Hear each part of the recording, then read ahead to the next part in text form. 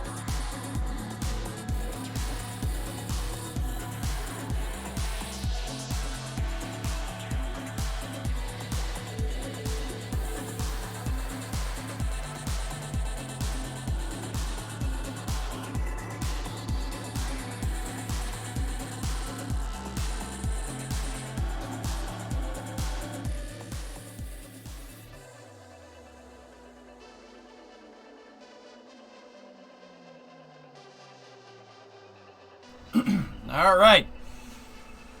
Oh, I wish I could have come back sooner, but look at the we're here. Jake Vendel, who's just over our shoulder here in MCCX.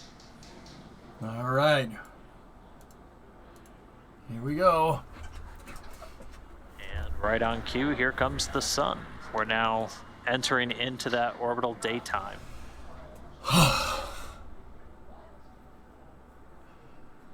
Okay. If you look closely there, you can Where see am I? the various Draco right. thrusters firing. How's the There's traffic? a total of 16 of them on board. Dude, you don't want to know. I stopped the stream, got up, got in the car, drove Bremo to the airport, which is, I said 10 miles before. It's realistically more like 13, 14 miles. When I hit that start button on the stream, I had just gotten back. I didn't do anything else. Right there, right back. It took me 2 hours to go 26 miles. I hate this place. I hate it. I hate it. Yeah, I hate it. Thanks, I hate it. Okay. But anyway, it doesn't matter.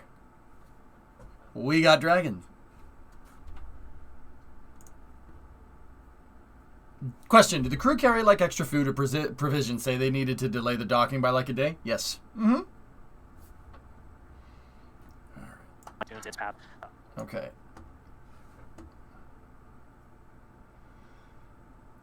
No decent public transit. Our public transit's probably better than yours. Still doesn't matter. And they combust instantaneously when they Okay. different types of holding tanks for those propellants. Yeah, public and transit then doesn't go to the whenever airport. Dragon quickly flows those propellants into the combustion chamber of the Draco engines. Yep, because Alex, of their that's how it properties, is. They boom, fire as soon as they touch. This is different than how we make fire on Falcon 9, for example. In that case, with the liquid oxygen and the rocket-grade kerosene, the RP-1, those two propellants do not ignite when they touch. Well, Cerebral, You actually how need a incompetent do they have to source be? for Well, there's that. a little bit of a problem. There's a huge body of water between the city and the airport. Yeah. It's not entirely their fault. Ignition source. This version where we use what are called hypergolic fuels, or excuse me, hypergolic propellants, is safer for space, and it's much faster of a reaction. And as you can see, with these tiny bursts from various directions, we need Dragon to be quick. We need those thrusters to they're really more like living in the cities, impulses, dudes. more so. All right, so Dragon is getting aligned with the Zenith port here. I was going to go into little cool things about orbital mechanics here. Basically, Dragon is in a slightly eccentric orbit relative to the ISS. So if you look on the monitors, right, when they show the monitors here, you're probably going to see, like, if Earth's down here, right, and you look on Dragon's monitors, you're probably going to see something like this on the monitors, right? Basically, cursive L, right? So, basically, the ISS's orbit is up here, like this. Say the red represents the ISS, right? Or it could just not. And then the blue represents Dragon. Dragon's orbit if the ISS's orbit is a perfect circle, Dragon's orbit is kind of an egg-shaped orbit, right? But the highest point in the orbit, at the highest point in the orbit, or AP, which would be apogee, because you're above Earth, it's just a little bit above the ISS. So when you have an overlay like this, if we like zoom in, right, what that's going to look like is something like this. If you were just looking at the orbits, right, it's going to look something like that. And if you plotted out the correlation between the red and the blue orbit, right, like the relationship between the ISS and Dragon, it's going to look something like that, right? Because Dragon is going to appear to go up and in front of the ISS, right? And then it's going to be up above the ISS, and if it kept going, right, it would go back down, right? But what they're going to do right here is they're going to do a circularization burn, basically to get the blue and the red circle to basically coincide, so Dragon's orbit will end up being something like this, right? And then it'll just kind of hover above, and then it'll dock. They purposely put it into an eccentric orbit like that. Yeah, there you go. They're showing the exact thing right there. See? They basically put it into a type of orbit that's going to get it right over the top of the ISS, and all they have to do is a slight pulse with the RCS to just keep it in position and get it lined up. The differential eccentricity between the ISS's orbit and the Dragon's orbit right now is like maybe 0.00001. What that means is that Dragon is a very, very semi-elliptical, and the ISS is almost a perfect circle. The difference between their two orbital shapes is not very much, but it's enough to make it look like the Dragon is doing maneuvers up and around the station.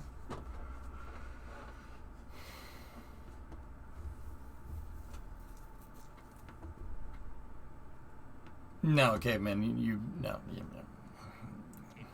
I don't think so. What's called feathering, just Yeah. a special orientation of the solar arrays to help give them additional protection from See what is wrong with this video. plumes or just those thruster firings. Those can I'll be honest, leave this a residue. doesn't if have you to do with don't. Dragon And docking. that's any spacecraft that's flying, and so we always orient the solar arrays. We also are going to be changing up how we do the attitude control on station during this final approach. Typically we're using the large gyroscopes on the US section just for nominal attitude control. And then when we get into the actual final approach docking, we hand over that control to the thrusters on the Russian segment. Nothing. Who can provide a much more how's the kind sleep of schedule? fine-tuned propulsive attitude Started the stream at the control for normal that time, final Bill. approach.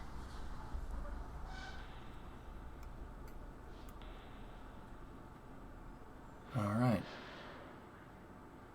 So judging by the lighting here, Dragon is I can't tell if the Earth's behind them or not. It's really hard to tell from this shot. I think they're did they already go up and around, fellas? I don't know.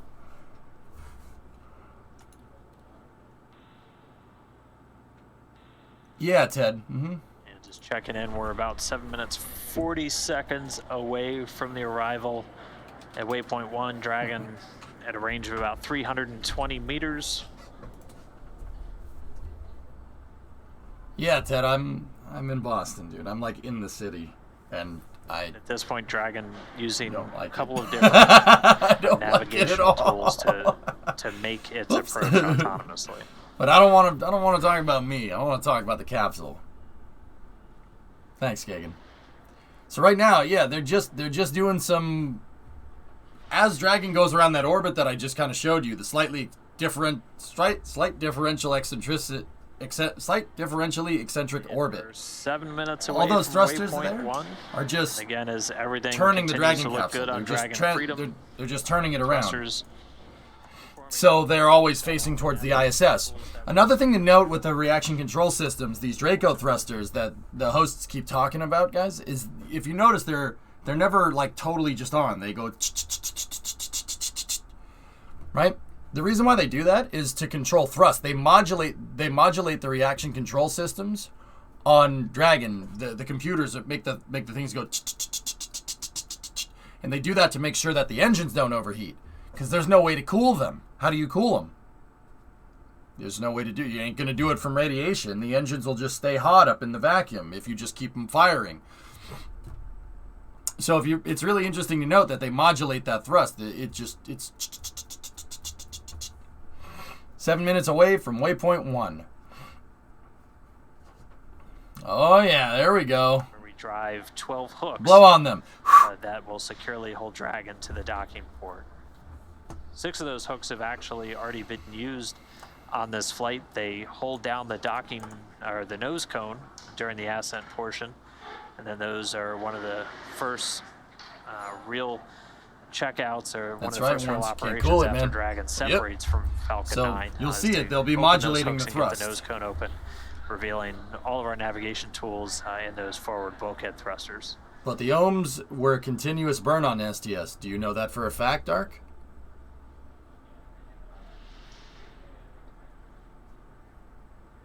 Now, as Dragon, we just started to move out of view there. We got another view here. We can see that it is slowly but surely making its approach to the International Space Station. Once again, this is the Crew 4 crew, a long-duration mission to the International Space Station. They launched earlier today.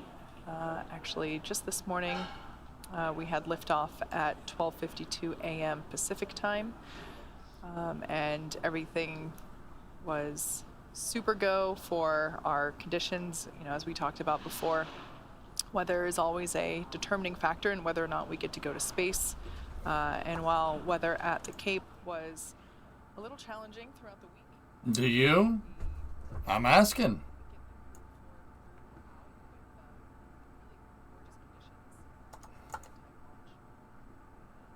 All right, fine, Switchio. I don't need to ask.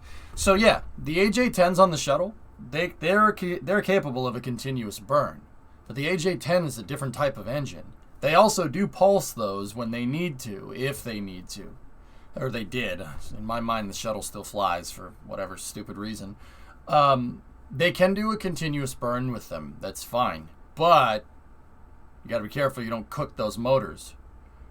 The RCS, however, on the space shuttle, they modulated that too. Dragon's thrusters, the Draco thrusters on Dragon and the reaction control system thrusters on the shuttle aren't that far off from each other. They're probably distant cousins if I had to guess.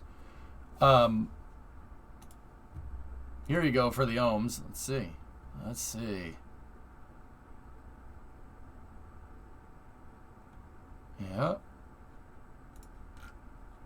Yeah, Dark, that's right. But the orbiter maneuvering system, you got to remember, is different than the RCS.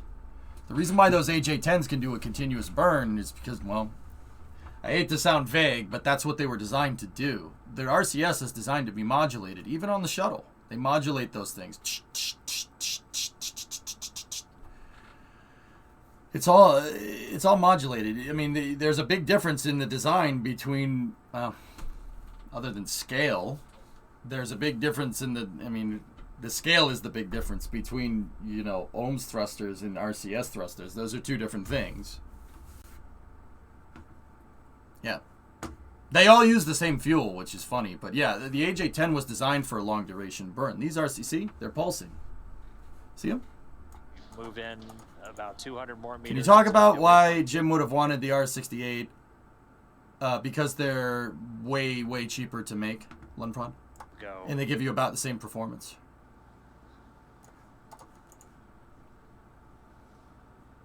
Is that the Tic Tac? No, it's a Dragon. After they get docked, there's a flurry of activity that happens both inside Dragon and on the station side. On board Dragon, they'll get to go to doff or get out of their suits, and they set them up to dry, essentially attaching them Dragon, to fans. SpaceX on the big loop. Approach 1 and soft capture ring extension will begin shortly. Dragon will continue approach to waypoint 2. Okay. Panta, let's say Elon lost his mind and wanted to convert Falcon 9 to Hydrolox to use RS-25s. How many would he need to match 9 Merlins? Panta, what you just said was literally the equivalent of saying, like, what if Elon lost his mind and wanted to use fax machines to make Falcon 9 go? That's about the difference in tech there. Yeah, let's just Falcon fax machine. Fax machine 9. Dude, if you want a technical analysis on, like, thrust, 3 shuttle engines would be fine. However, you might as well clean sheet. Start over. Start over. Essentially 3 large metal pedal-like structures that are going to interlock. What if Elon with used the fax machine to make the docking rocket adapter, go? and after they make that initial contact, it'll retract, bring Dragon in close, essentially right up until forming a perfect seal. Almost to waypoint and then we can 1 here. enable those hard capture rings, 12 in total, to securely attach Dragon to station. That'd be nice, Kira.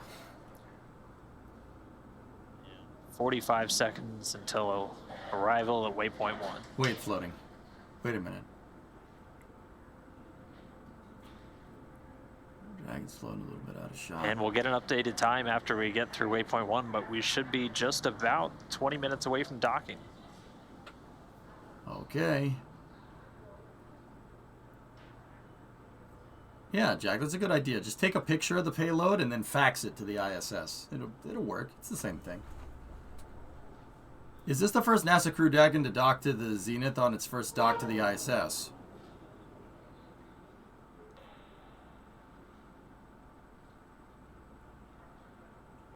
I think so, yeah.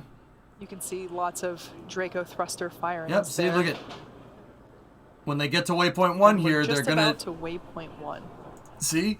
The reason why all that thing is... Why all the thrusters are firing right now all of a sudden is because it's circularizing its orbit. And now it's going to station keep. So after this burn right here, and look, see? Modulating thrust. They're modulating thrust for thermal. Dragon is circularizing its orbit next to the ISS. It came up and underneath and over because of slight differential eccentricity. And now it's negating out that eccentricity by doing a prograde burn to station keep with the ISS. What did that mean in plain English if that did not make any sense? Dragon's basically, it was approaching the ISS, but the way it approached it made it look like it was flying around it, right? And now it's near where it needs to dock. They're firing the thrusters big time to basically fly in formation. They're matching the ISS's speed. That's what orbital rendezvous is all about in orbital mechanics. You want to get near something, well, you have to be there at the right time, but you also have to make sure. All right, so But you also have to make sure that initial contact you match its between speed Dragon when you get and the close. International Space Station is expected in about 30 minutes. Now, before reaching waypoint 1, No, NASA, no, mission that is- operators conducted a go no. That is so not right. Preparing to fast forward. Preparing to fast forward. Fast forwarding, sir. Fast forwarding.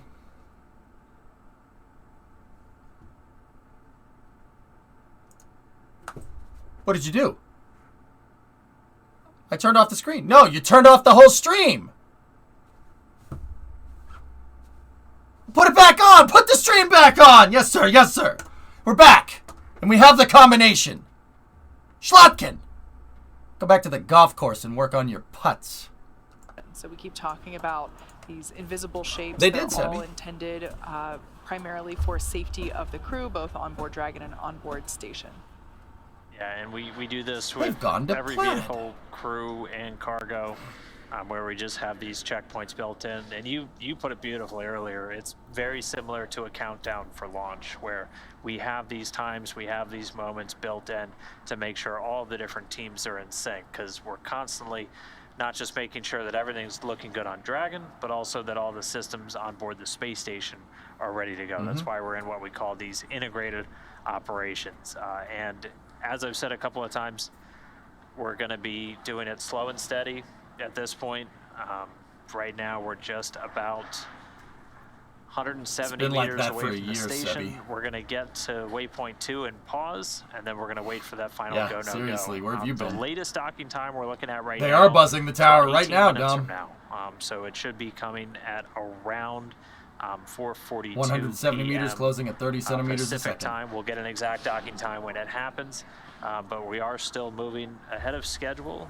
We're still about 40 minutes ahead of when we thought we were going to dock, and this was already one of the fastest, or if not the fastest docking we've Do they waste a lot of fuel when they fire the thrusters like that? I mean, they're using fuel, bro, handy. I mean, would you rather not dock to the ISS? It's like if you have a car, you know, are you using a lot of fuel if you drive it to the store? Yeah. But going hungry is not preferable to using fuel. Long story short, no, not really. Every burn that's up there, because of how Delta V works, dude, you know how Delta V works, you really only use the fuel when you absolutely have to. Everything is pre-programmed into Dragon. It's not like Jell is on the spacecraft. Jell and Bob are like just putting buttons like you know, it's the computer is doing it. So every burn is pretty much intended. Nothing is wasted. You really can't do that. Because remember, like, don't get me wrong, Dragon won't do it. They'd take manual control before if they realized something was wrong. But Dragon would if they use too much fuel, they can't get back down. There's no way to refuel it up there. And I know that seems like, what do you mean there's no way? Well, there's no way to refuel the damn thing. So you don't want to use too much fuel. But once again, the computer's pre-programmed. And the astronauts are trained. If the thing starts going out of control, they're trained to basically say nope, and I'll fly it manually if they need to. This space station and for Dragon, that is what we're talking about when we refer to as hooks. Yeah, it'd probably really take me like locking 5 hours to do that to once. the Dragon capsule for that. Hey, Shoreline, for what's that, up? Hard capture. All right, so we're just about 6.5 minutes away from our arrival. Is at it actually Waypoint 2, fuel? so Yeah, Ted, we were just talking about that, dude. Yeah, it is. Dragon is using monomethylhydrazine and nitrogen tetroxide for its reaction control systems. Me and Dark were just talking about that with the shuttle. It's the same fuel. They use the same on-orbit propellants as the space shuttle, as the Apollo command service module. Let's see, Starliner will use the same thing. Dream Chaser will use the same thing. The X-37 uses the same thing. Why? Why do they do that? Well, these monomethylhydrazine and dinitrogen tetroxide don't freeze. They just stay liquids, even at different temperatures, because chemicals do be like that. They're really good for long-term propellants on orbit. They don't boil off. They don't freeze. They don't heat up. They don't turn into gas. It just kind of sits there. The only time those things will turn into gas, those two chemicals, they're very stable by themselves. The only time they'll turn into gas is when they hit each other and they'll pop. When they hit each other, they combust. Yeah, chemically. It's kind of crazy. So it is a bipropellant. Those are rocket engines. Like if you saw one of the Draco thrusters firing down here, it would be like a rocket engine. And keep in mind, it's what I was saying a second ago, Ted. They tick the thrusters for thermal conditioning to make sure that they don't overheat, because they will melt. There's no way to radiate heat in space, or not radiate. There's no way to convect heat in space. You can't convect it. You can't just put a fan on it. There's no air to blow around, right? So, I said radiate before. Convect is the right word. Sorry, I'm getting warmed up. So they tick the thrusters off. In terms of a Draco engine, it's very, very, very, very, very simple. And this is the other reason. You don't need anything to make the combustion. You don't need fuel, air, and spark. All you need is air and spark, so to speak, to put it in car terms. Let me get you guys a picture here. The Draco thrusters are, look, they're little tiny boys. See? All it is just two fuel injectors. That's it. One's hitting nitrogen tetroxide, the other one's hitting monomethylhydrazine, and that's it. And then that's all. It's just two fuel injectors with a pressurized system and a solenoid. That's all. Straight up a fuel injection system, just with a tiny boy little rocket. See?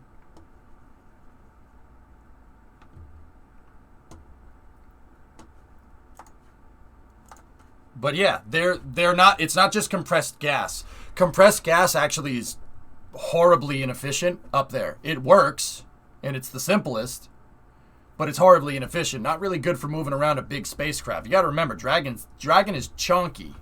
Okay, if you look at Dragon's shape, it's kind of like an oblong cone, right? Now keep in mind that this part, the trunk, the cylindric section right here, doesn't come back. That's not the part of the capsule that gets reused. The heat shield is right in the center, and everything forward of that capsule from here to here, that's what comes home. But if you notice, it's kind of an oblong shape comparatively to, like,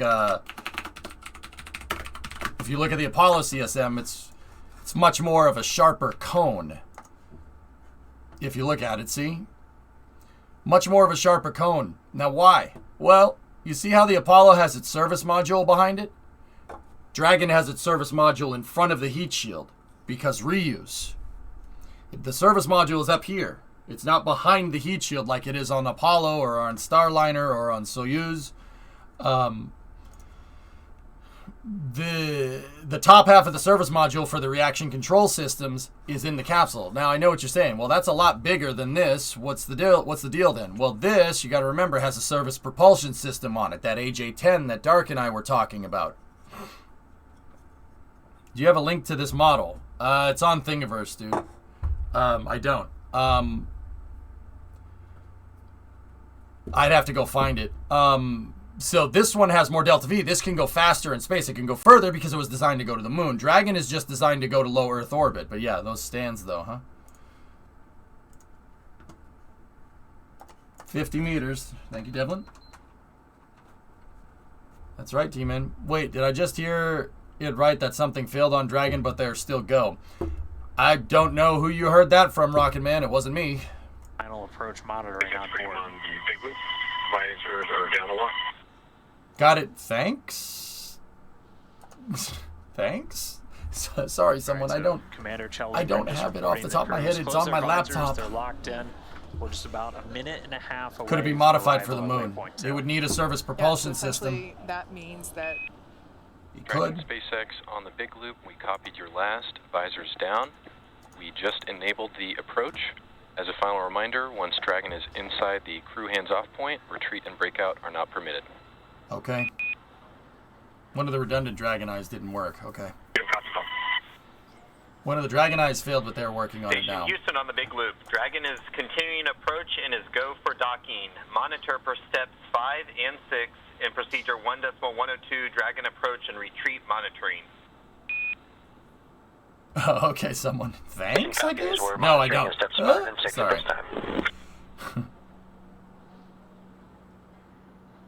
All right, that crew hands-off point that we heard mentioned essentially means that Dragon is the one that has to initiate that docking abort. It's the LiDAR crew tactical, is, but it needs to home in on a certain not the point. one That's to what do that. Dragon Eye is for. Again, this is Dragon just driving itself autonomously. It's taking all the data coming in. So Dragon can see the docking port, but there are systems on the ISS that are basically a locator beacon for Dragon to also see. It can see it in LiDAR, but you can also see the Dragon Eye. Dragon can also see the Dragon Eye with, I'm not sure what Dragon Eye uses, if it's visible or invisible spectrum, but basically you have Dragon, which is A, and the ISS, which is B, and they communicate with each other. So there's two redundant Dragon Eyes, I guess. I didn't actually know that. I'm learning stuff. Up there, and Dragon can use the secondary locator beacon on the ISS, so to speak, to find the docking port. Now, little bit of trivia here. Those Dragon Eye modules that Dragon uses to dock to, Shuttle delivered them. Yeah, pretty crazy, right? Which provides LiDAR and thermal. telemetry and communications and 20 air. meters. So right now we are Tesla doesn't flowing use LiDAR, nitrox, Swishio, believe it which or is not. It nitrogen uses visible light oxygen cameras. mixture, Yeah, through strangely the enough. suits, and not only does it allow them to breathe, but it also keeps them cool. So it's a cool nitrox mixture, and really ultimately just intended to keep them comfortable and obviously safe. And so at this point, we've moved past waypoint 2. There's We very heard big a bunch of the differences, T-Man. comms up to Yep. that crew. So we were given the They final don't call them go Super for Dracos docking. for no reason. And yeah, so right Google, now we should Google just a picture be of a about Super 4 Draco minutes and then look away at a or Draco so, and tell me and that's the same thing. They're we not the same. don't have video at the moment. Beginning approach we're 2. in kind of a period where we're waiting to reacquire contact with our TDRS, our tracking data and relay satellites to get that live video back. We should get it back within the next 2 minutes or so we should have those views of docking. We promise we're not just showing you us because we want to. As soon as we get views of that Dragon again for that final approach, we'll be bringing it to you. We should be just about 3.5 minutes, a little bit more from docking. As you heard, we're going to hear a call out for crew hands off point. They'll just call up CHOP. And that, as Kate said, that just telling the crew they are not to send any commands to abort. At that point, any abort commands will come automatically from Dragon's flight computer. Because docking a spacecraft So is we're in similar our to final driving a car approach. switch We're here, just right? about 15 meters away from the space station. Should be docking in just about 3 minutes from now. So we've continued to get further and further ahead on our timeline. I think we were looking at about a 5:15 p.m. Pacific docking. Now we're looking to do that almost 45 minutes early. Yeah, which is Okay. great. You know, the crew lifted off from Kennedy Space Center, pad 39A at 12:52 a.m. this morning. And so... What are the uses of Draco engines versus Super Dracos? The Draco engines are the reaction control system, so maneuvering around in space. The Super Dracos are the launch escape system, and they both are tapped into the same fuel source. They both use the same propellants, monomethylhydrazine and nitrogen tetroxide. The Super Dracos are the launch escape. That's what's in Dragon's nacelles right here. Those are armed. Remember when we watched yesterday, they are armed during fueling to basically eject the capsule if something bad happens. Those are safe. Basically, when Dragon separates from Falcon 9's second stage, they shut them off. And they're basically what's called inerted right now. They are inert. They are non-functioning.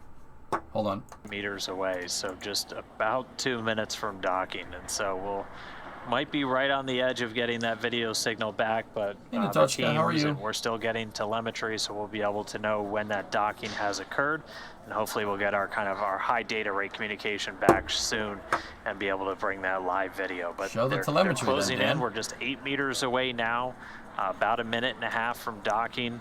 We'll hear that call out for chop come about 20 to 30 seconds Crew before hands off point. that initial contact, which again is that soft capture ring on Dragon's 5 docking meters out, mechanism, 8 centimeters a second. interfacing with the international docking adapter on board the space station.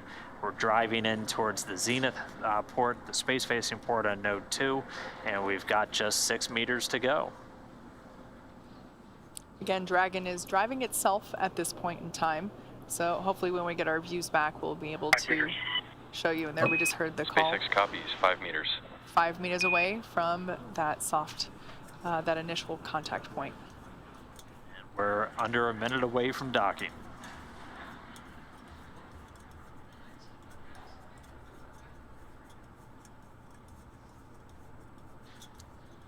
All right. Coming up on 3 meters and closing. Oh, man. Don't tell me we're not going to get a picture, Dan. 2.5 meters away, docking in about 30 seconds. Copy, 2 meters. 2 meters. Hold on. I'm good in touch. I'm all right, man. 1 meter and closing. Okay. Chat's reporting contact.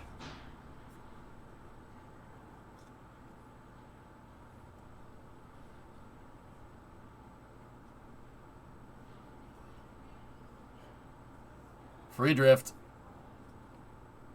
And we heard confirmation. Dragon SpaceX on the big loop, contact and soft capture complete. Attenuation in progress. Okay, attenuators are going to pull the Dragon capsule in and get the hard mating surfaces ready to go for latching. So And confirmation, soft capture and docking. Dragon has what's called an IDSS on the front. That's the type of docking port, and ISS has an IDSS as well. What does the IDSS stand for? The International Docking System Standard. Basically, it's a soft capture and a hard capture mechanism. Hey, there we go. Oh, that's nice. So, basically, it has like kind of a hoop that looks like a basketball hoop almost that extends out on springs right there. That makes it so when Dragon docks to the station, the springs absorb the impact. The springs are being used as dampers, but the springs are also able to be retracted. See? If you look very closely, the Dragon's kind of bouncing around a little bit.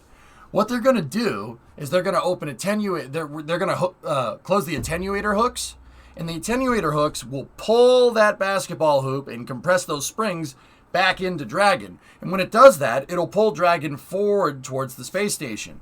This latching surface right here has the hard capture hooks. Oh, what a shot. contact at docking time, 4:37 p.m. Pacific, 11:37 GMT. That's pretty the good. Dragon and Station flying So 261 miles over the. If you look real close, right here, right at the surface, right at the nose of Dragon, this is going to move towards this. This white ring right there is the International Docking Adapter, or IDA for short. The IDA is attached to the pressurized mating adapter, which is attached to node 2 on the front of the ISS. So, to review, the Dragon capsule has an IDSS at the front. The IDSS is attached to the IDA. The IDA is attached to an APAS 95 port, which was the shuttle's docking port right here. That's what the difference is. This is an adapter that adapts the shuttle docking port to Dragon's docking port. So we have IDSS, IDA, APAS 95, APAS 95 to the PMA. PMA is attached to the CBM, which is attached to the common berthing mechanism on the the common berthing mechanism on a radial common berthing mechanism on node 2. Yes, you can go look this up. That's what they're all called. It's like having a USB adapter with a lightning adapter with an HDMI adapter right after it. APAS is a Russian design. That's correct. Yep. See? Here, let me back it up and I'll show you. See? There you go. See what I'm talking about right there? They're closing the attenuator hooks. Similar, Foz, yeah.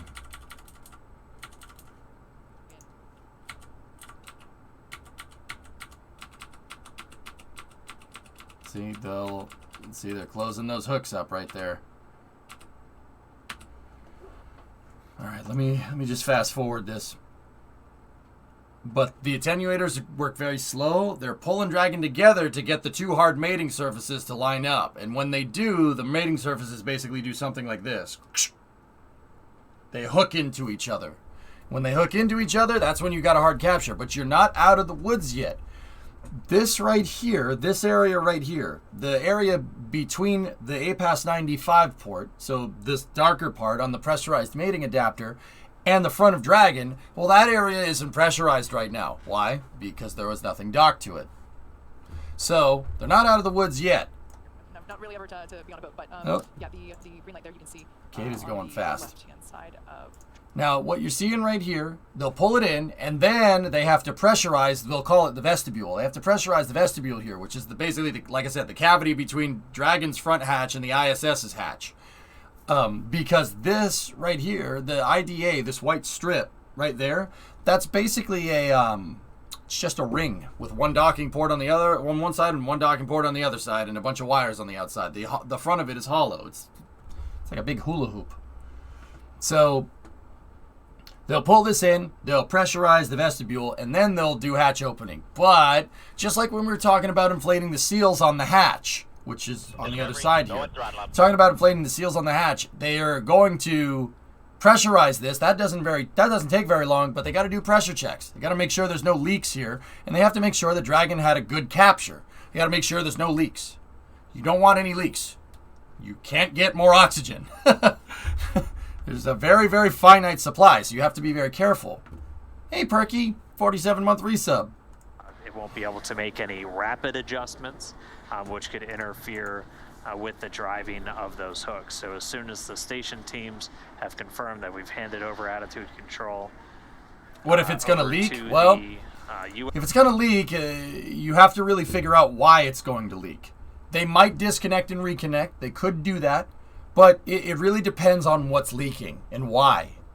Maybe it's something as simple as making sure those attenuators pull in and the hooking mechanism just needs to be driven down manually. It could be something as simple as that. It really depends on what's going to happen. It varies on case by case. Has it happened before? Not to my knowledge, no. Red light and the green light. John Innsbrucker just sent me an IM, and he's a very wisdom-filled person. He says port has 4 letters, as does left, and I will never forget which side is port now. So thanks, John. Yeah, Cajun. Yep. Yep. Was Kate talking about Innsbrucker there? Hold on. we were talking about the red light and the green light. John Innsbrucker just sent me an IM, and he's a very wisdom-filled person. He says port has 4 letters, as does left, and I will never forget which side is port now. So thanks, John I. We love John. And again, we've had confirmation that soft capture ring is retracted. Again, just standing by, we heard that the MCS handover, the motion control system on stations occurred, and now it's going to be time for the those hard capture rings to start engaging again. There's 12 of them total. There you go. John's cool, The first man. 6 have started to drive. They're done in 2 gangs of 6 each. These are. Has docking this ever is the second failed? time in this. It's rare. It's rare, shows, but it has. Yeah, on Mir, they had a couple of failed dockings. Spaceship crashed into the side of the station. A Progress resupply capsule. It has happened. It's never happened on the ISS, to my knowledge. No. That just... You just... Like, that's the thing. You don't rush anything with space. Don't rush it. You have to be slow. You have to be slow, and you have to be very methodical, right? It does take time, but taking time makes it more safe. Have a hard mate of Dragon to the space station.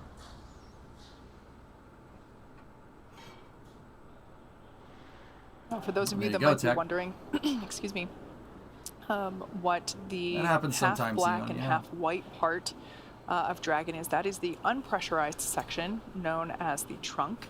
The side Remember, that no is rushing. black, that's actually covered in solar panels.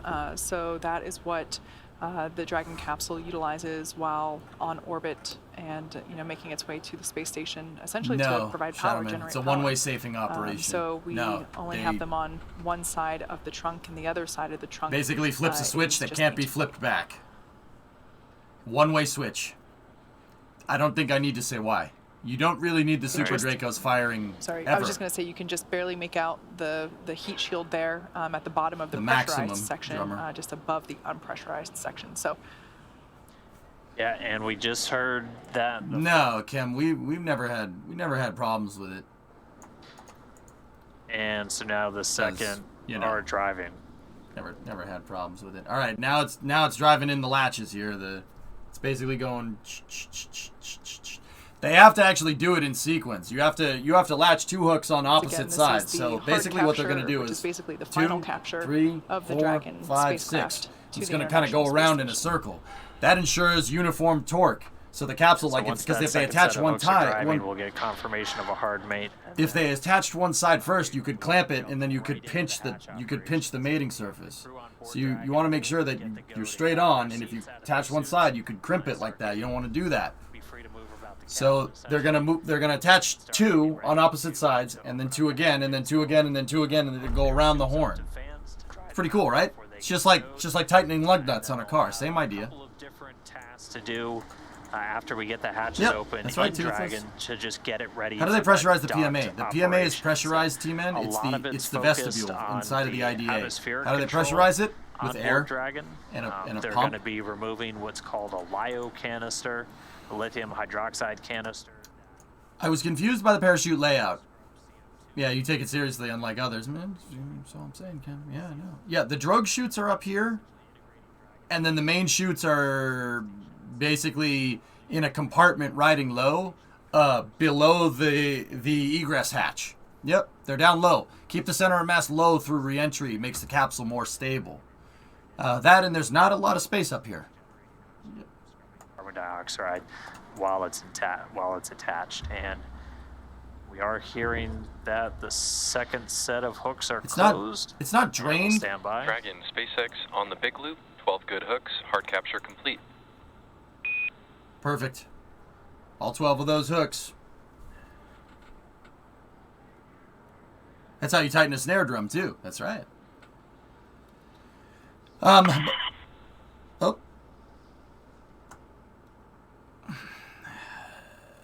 The fuel, Motorkid, Dragon's designed to have basically the least amount of fuel when it comes back down. It's designed to have the least amount of fuel possible. With that being said, there might be some residual, so they sniff for leaks. And then Dragon later, when it gets back to the Dragon processing facility back at the Cape, they'll purge out the system. But yeah, it's basically, yeah, there's some residual always in the tanks, and you just kind of got to leave it there. You don't. Monomethylhydrazine and nitrogen tetroxide is carcinogenic. It will kill you if you inhale it. Yeah. You don't want to do that. So that's why they sniff, because you don't want people to get out of the capsule and there be a hydrazine leak and have it kill everyone. Yep, so they'll sniff for it. Yep.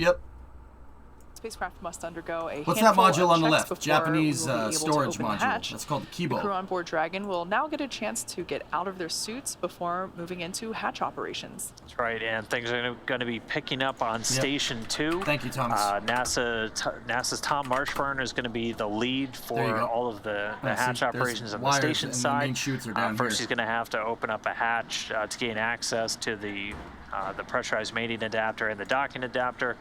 And then he's going to start pressurizing that vestibule, that small space between the two. So we've got confirmation hard captures complete, and now we're ready to get into those hatch operations.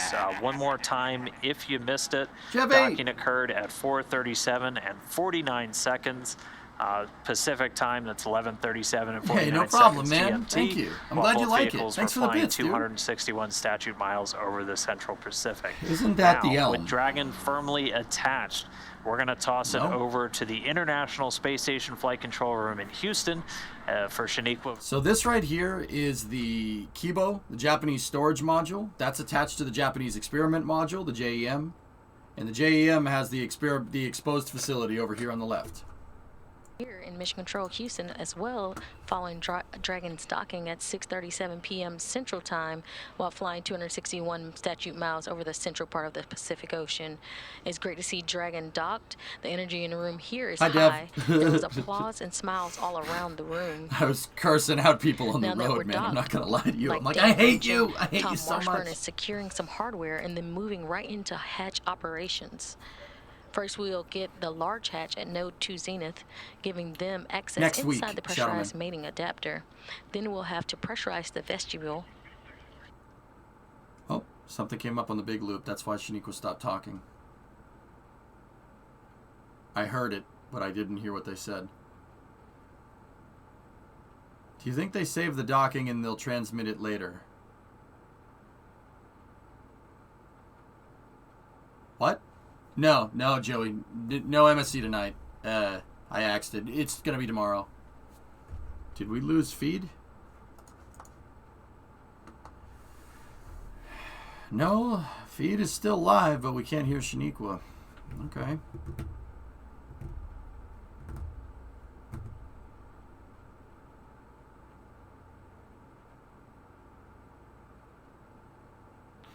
Oh.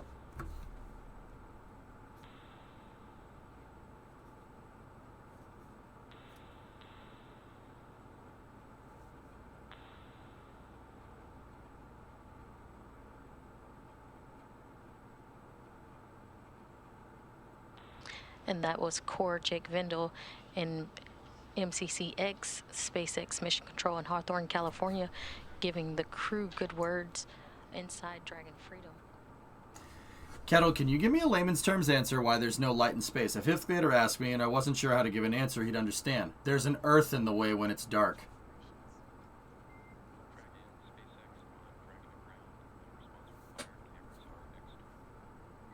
See? There's light.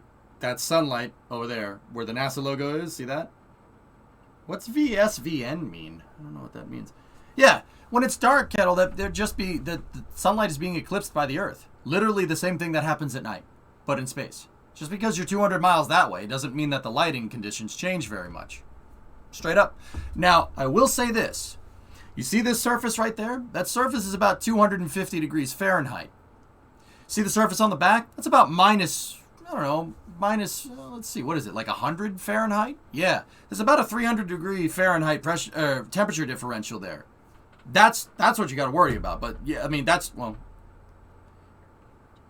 you have to worry about, amongst everything else that you need to worry about, right? But yeah, they're just, the Earth's in the way. That's all.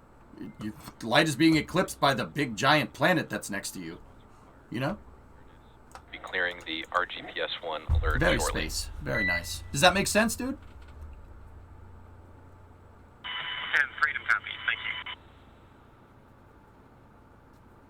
I agree, Box. Kindar tones make me so happy. We're about hour 45 out, Leninprod.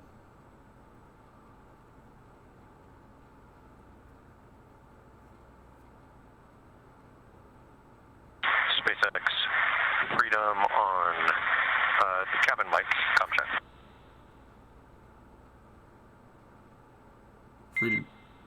Freedom, SpaceX on Dragon to ground. I had you 5x5 on the cabin mic. Copy, thanks.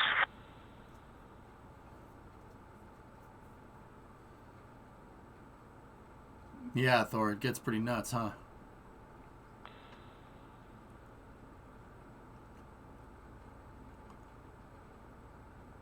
A-Pass opening in 70 minutes, Dragon opening in 105. Thank you, sir. What does VSVN mean? No wrong answers. Very sizable. Viking network. Very space. Very nice.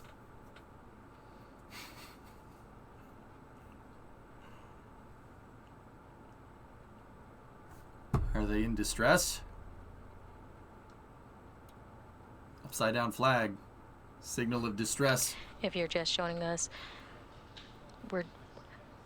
we have live Very coverage small. as Very nutty. we just watched as Crew Dragon Freedom docked to the International Space Station No, Liam, at 'cause they're probably 6:37 not. p.m. Very Central slow, Time while very flying nominal. 261 statute miles over the central part of the Pacific Ocean.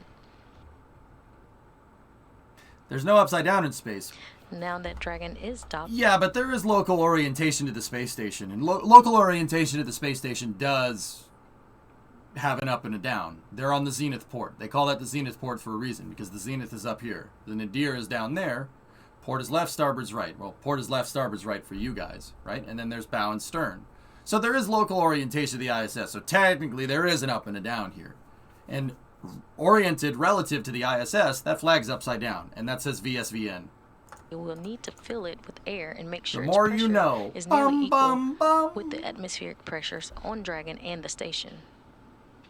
Marshburn will use a small valve on the station's A hatch day? to slowly Serious? introduce Probably air less. into the vestibule. Flight controllers here in Houston Virtual will monitor Space the pressure Visitation and Network. the temperature readings inside and verify that everything is leak-free before we get I ready don't to know, open Swish up you. the hatches. We expect this Super to take about veiny 2 nuts. hours to get everything pressurized and checked out before we open the hatches. With Dragon's hatch currently targeted to open a little bit after 8 p.m. Central Time. Following hatch open, the crew Hey. will configure Dragon Hey. on orbit ops Look. and get a So safe Kettle One, look at this. Look at this. As the ISS is orbiting around, you can see the shadows from other modules on the ISS being cast on Dragon. Isn't that cool? to begin their day, which will include a spacewalk. They will also Well, this shot doesn't suck. That's pretty neat. Yep. Uh-oh. Dragon, SpaceX on Dragon to ground. ISS crew has begun vestibule pressurization. Feel free to pressurization. Feel free to reference 4.400 section 4 for telemetry if you'd like.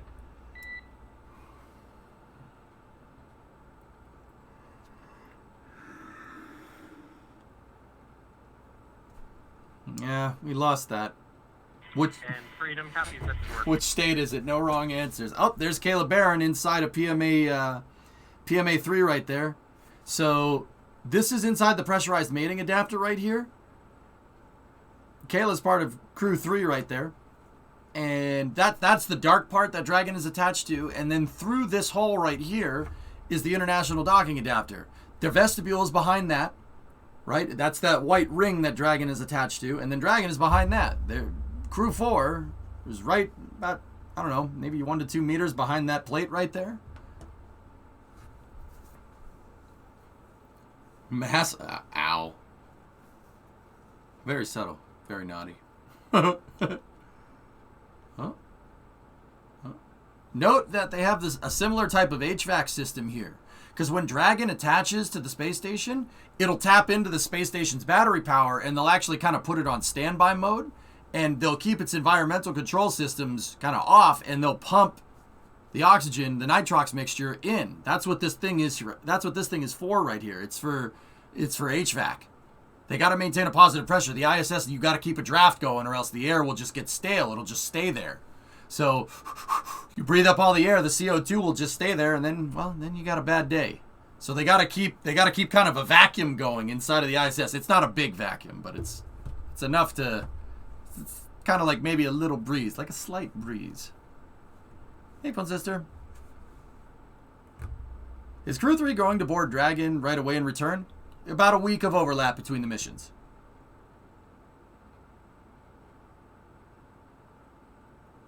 So Kayla was just inside of this thing right here. See that? And that white hatch that I was telling you guys about is right here. That's the hatch, once again, for the APAS. That's the shuttle's docking hatch. They needed an adapter to adopt it to Dragon, because they came up with a better idea for the docking port, right?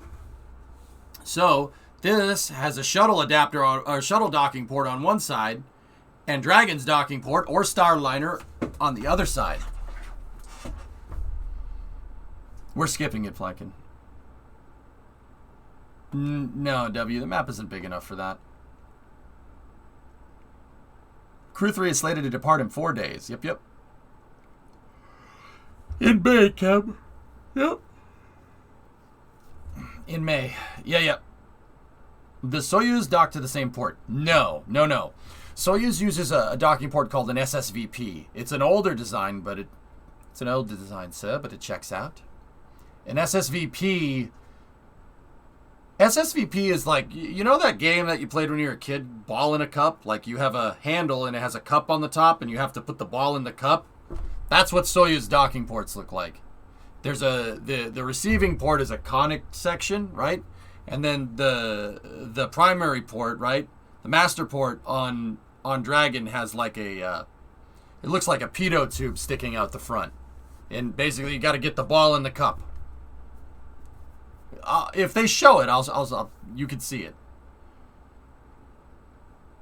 They need NDS to IDA.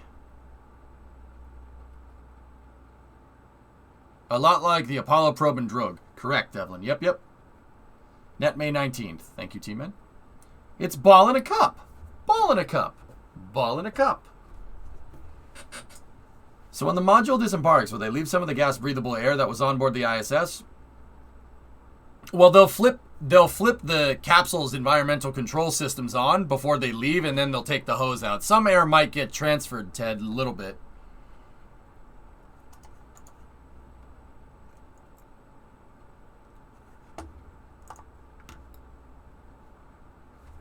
I mean, yeah, that Smithsonian article is pretty cool. We'll listen to the big loop here. Well, I'll show you this. This is right off the Smithsonian. See?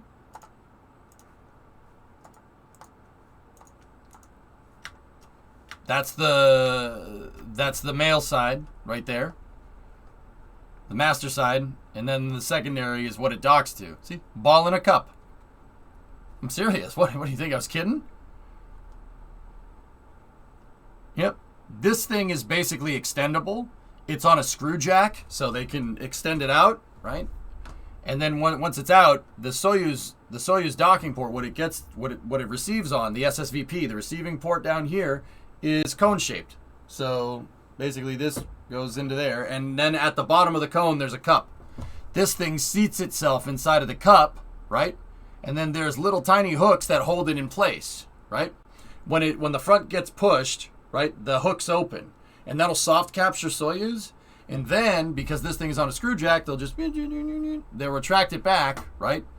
And Soyuz's primary docking latches are 1, 2, 3, 4, 5, 6, 7, 8. Space Station as Tom Marshburn and Kayla Barron are preparing. Here we go. The area for the crew to ingress the space station. They're currently removing baggage and stowage area Spell ICUP. out of the way, so there's more room for the crew to float through. SERIOUSISADOUCECHE.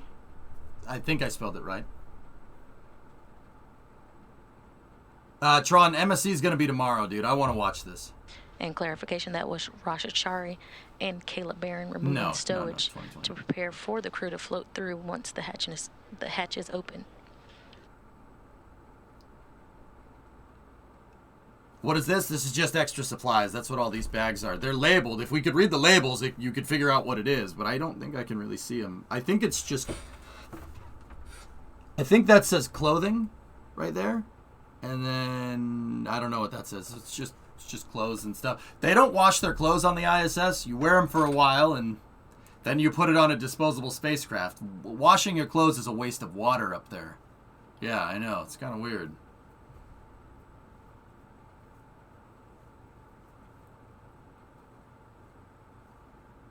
Nah, nice Canadian. They don't even have a shower up there, guys, to be honest with you. Take literally a Capri Sun packet of water and just kind of wipe the water on you for a little bit. Tom Marshburn, Yeah. current station commander, I know. is now securing some hardware and moving into the hatch Let me tell you, let me put it to you like this. There's a reason why they keep the air circulating on the ISS, because, man, that would stank. That would stank. to give them access to inside the pressurized main And then they use adapter. dry, They'll no then be water able to shampoo and stuff. Pressurize the vestibule, that space between the hatches on Dragon and the space station. This was previously exposed to vacuum prior to docking. On the big loop, on the big ISS power connection established. All right. The docking port also has a plug on it. So Freedom copies. Dragon Freedom is getting power, which is good. That's good. It's the smell, isn't it? Wait, so when the guy stayed up there for a full year? Yeah. Yes. Scott Kelly was up there for a full year. No shower. You basically, like I said, you take some water and you wipe it on yourself. And then you clean yourself off with basically a baby wipe. Water's at a premium. It's not like they can go get some more.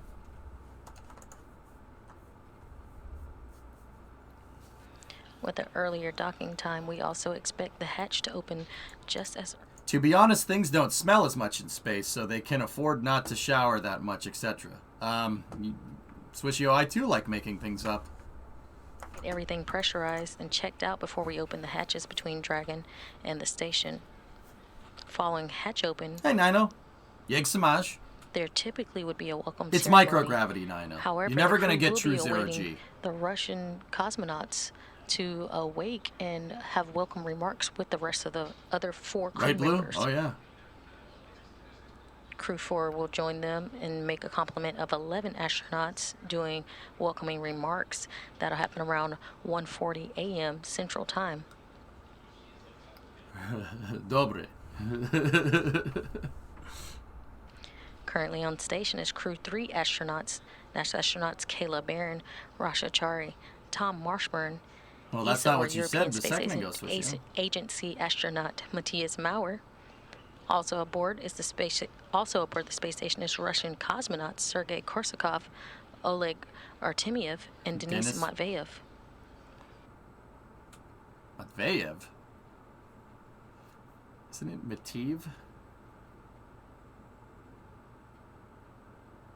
Kayla's moving some supplies Currently on around. our screen is NASA astronaut Kayla Barron going through a stowage bag. What's in this? Get this out of here. So what they're gonna have to go in one of these bags, they're gonna have to get the cover for the A-Pass port.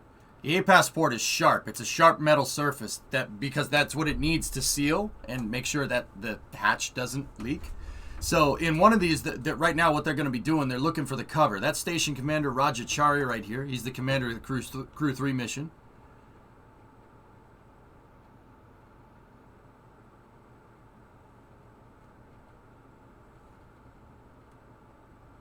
My brain is stuck trying to figure out if that's upside down or not. Well, like I said, oriented to the ISS, Bill, it's looking up.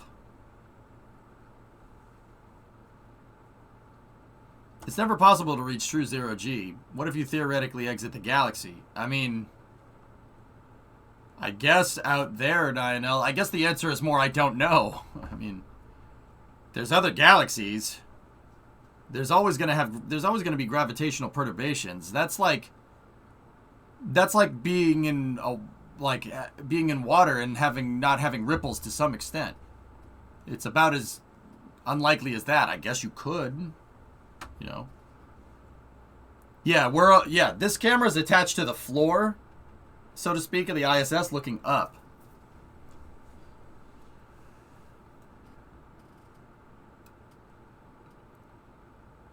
Yeah, Toodles, sorry.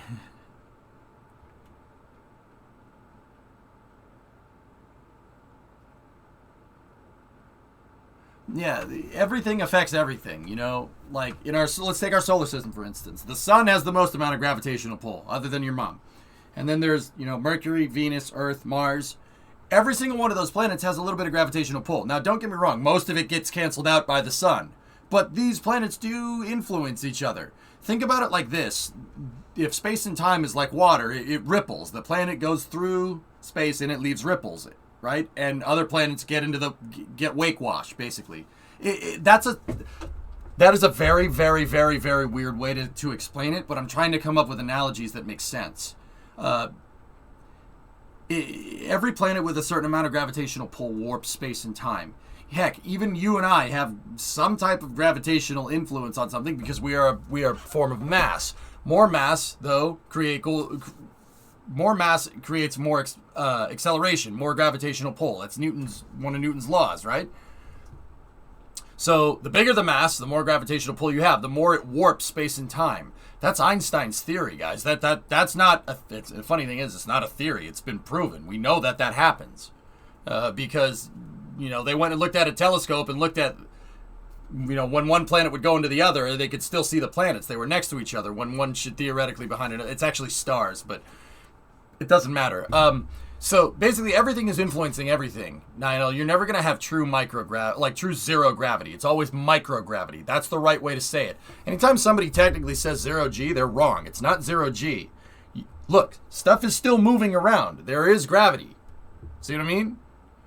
If you had two tennis balls and you just kind of left them there, the tennis balls would eventually start moving around. I mean, you could demonstrate this kind of a very basic version of this in KSP. About 5 more minutes on the leak checks, and about 45 minutes after that, we're looking for the hatch to open right around that 8 p.m. Central Time frame.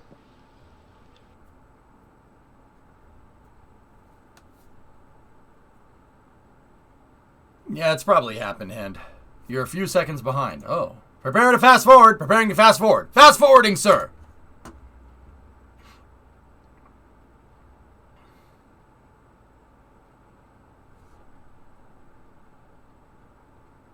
What am I looking at? When does this happen in the docking? Now. You're looking at now, chat. Everything that's happening now is happening now. What happened to then? You missed it. When? Just now. When will then be now? Soon. There we go, we're caught up.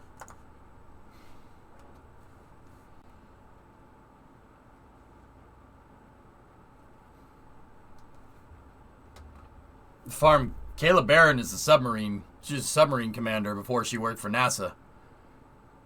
So, she hard, you know what I'm saying? I wouldn't screw with her. She'll beat the trash out of you. They don't make you the commander of a submarine if you're an idiot. Let me put it to you like that. Yeah. If I'm remembering right, I'm pretty sure she was the woman that served in the Navy on the submarines. Yeah. Don't screw with people that operate submarines. They will hurt you in more ways than one.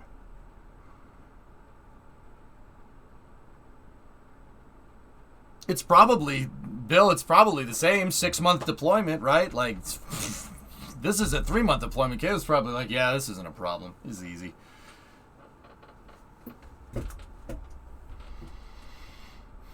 Yeah, Blinga, that's right. These people willingly lock themselves into a steel metal box and sink themselves underneath the ocean for their job. I mean, I'm pretty sure I wouldn't screw with them. One of the bag is Dragon's APA duct. Cool. Oh yeah, the APAS duct. There it is. Yeah, see, I see it over there. And he pizza too. Just don't open any windows. Yep. No, you're a duck, Dunpeel. Of course you can't. Jeez.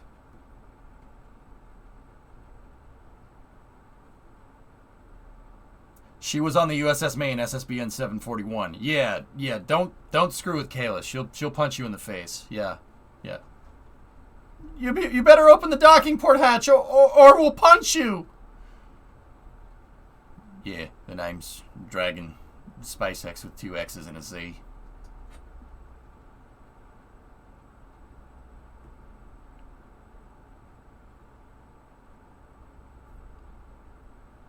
Yeah, Ambrosa. Yeah, submarine deployment is nothing compared to this. This is a 3-month deployment. This is easy peasy.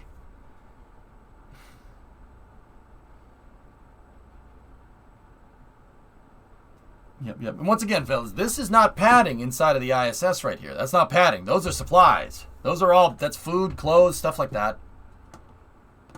And also, the cool thing to note, this is the CBM docking hatch right here, the common berthing mechanism. See the O-rings? There's the O-rings that seal it right there. You can see them. Yeah, you didn't think they were that color, did you? Oh, yeah. Pretty cool, huh? PMAs are popular storage closets. Yep. Yep, Lieutenant Commander, USN Submarine Warfare Officer. Yeah, she'll punch you. Alright, so right now what they're basically doing is leak checks, guys. Behind this is about maybe... If you're just joining us, thanks, Shaniqua. We have live mission coverage of NASA's SpaceX Crew 4 mission to the International Space Station, where they'll stay for a 6-month rotational mission. Hey, Envy. Dragon has officially docked to the station around 6:37 p.m. Central Time. Maybe Electron, and we're now maybe. awaiting repress and pressurization of the vestibule between the space station and the Dragon Freedom capsule. Yeah, see, inside of here there's a cavity that's about 30 centimeters, maybe about a foot, between this hatch and Dragon's hatch. Flight controllers here in Mission Control Houston. What they basically have done is they've pressurized it in there. They pressurized it, and now they're doing what's called a leak check. They're not going to open up the hatch unless they're sure. They want to make sure that Dragon basically hooked into the space station correctly, and you're getting a nice seal between Dragon's hatch and this hatch. So there's a little bit of a, like I said, that cavity is maybe about a foot, 30 centimeters. It's not very big. They've just pressurized it with systems on board, and they're just making sure that it's not leaking. So they pressurized it, and then there's a barometer in there, pressure sensor, right? And they're just trying to make sure that, once they inflated it, well, not inflated really, once they pressurized it, that pressure isn't going to go back down. Because if it goes back down, that means there's a leak. Now, what happens if there is a leak? Well, in that unlikely scenario, it really depends on what's leaking. It depends on what's good, like what's leaking. It really depends, if your car is going down the road, right, and you blow a tire, then you know what to fix. But if the check engine light comes on, do you change the oil? Well, no. You don't know if that's the reason why it's broken. You got to figure out what the problem is in order to troubleshoot it correctly. Remember, this isn't troubleshooting with spaceflight. Is not just have you tried jiggling the handle a little bit? No, no, that's not how that works. You got to figure out the root cause. Because if you have an unsolved problem like that, so say like Dragon had something go weird and they shut it off and turned it back on again, which does happen. That they do power cycle stuff in space. That happens. You got to figure out. You're not just it's good now, it's fine. You got to figure out why it did that, because that could be a problem later. And every single one of those little details that you could potentially ignore is something that could go very wrong down the road. You could enter a series of, compromises there, and that could put the whole thing into a failure mode. Basically, you don't want that. So any problem that happens with the station, anything that goes wrong, you got to figure out what went wrong, why it went wrong, and how to fix it, and how to make sure it doesn't happen again. That's troubleshooting in space. You got to be very, very sure.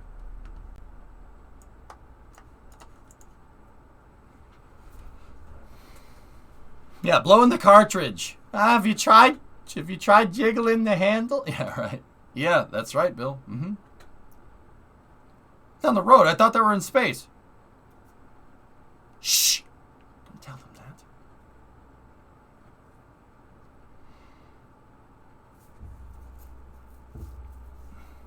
Percussive maintenance probably doesn't end well in space, weather guy. I'm not going to lie to you. It's probably not a good idea. So right now, they've pressurized that vestibule. Once again, that's the little area between Dragon's front hatch and the ISS's front hatch. There's a little like kind of seal right there. It's called the vestibule. It's inside of the international docking adapter. They pressurized it, and now they're just going to wait, literally just wait for a little while to make sure that the pressure doesn't go back down, because if it does, that indicates a leak. Hopefully, we don't get one, and then they can proceed to hatch opening. That would be nice. That would be nice. Not with that attitude. Is that the flag of Chile?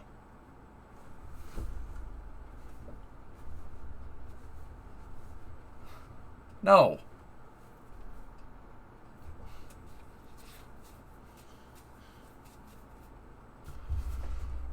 So this is a shot inside.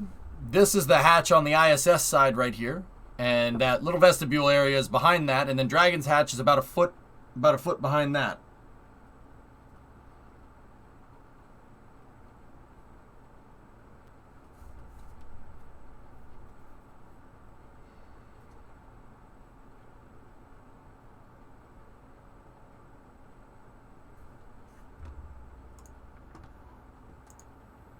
Yeah, they probably tap into Dragon's umbilical, Thomas, if I had to guess.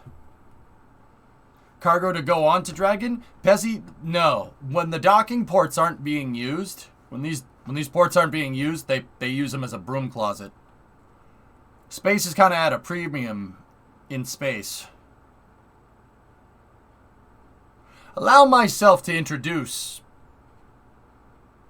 myself. Yeah, no, there's not a lot of room up there. They gotta use what space you have.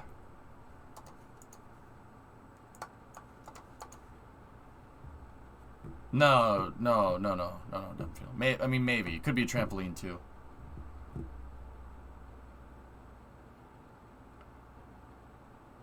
Yeah, okay, Thomas. Yeah, I got you. They make, you know, this would go faster if they had secret hyperjets. Yeah, Farm, pressure is 5 psi up there inside of that station, if I'm remembering right. It could be 5, it could be 10. I know it's not 1 bar. It's really not. I actually forget off the top of my head. I think it's 5 psi. Similar to flying in an airplane at 30,000 feet. It's that pressure. Wait, who snitched the hyperjet idea? That wasn't me. Caught you on the sofa? Wasn't me. Heard the docking get louder. It wasn't me. It's not me. Nah, man, that ain't me.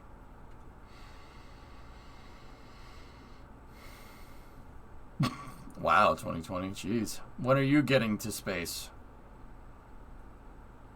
When ducks fly.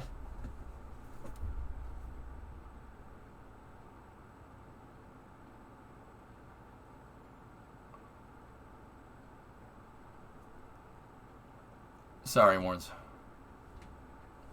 Yeah, right. Grizzly Adams had a beard. Grizzly Adams did have a beard.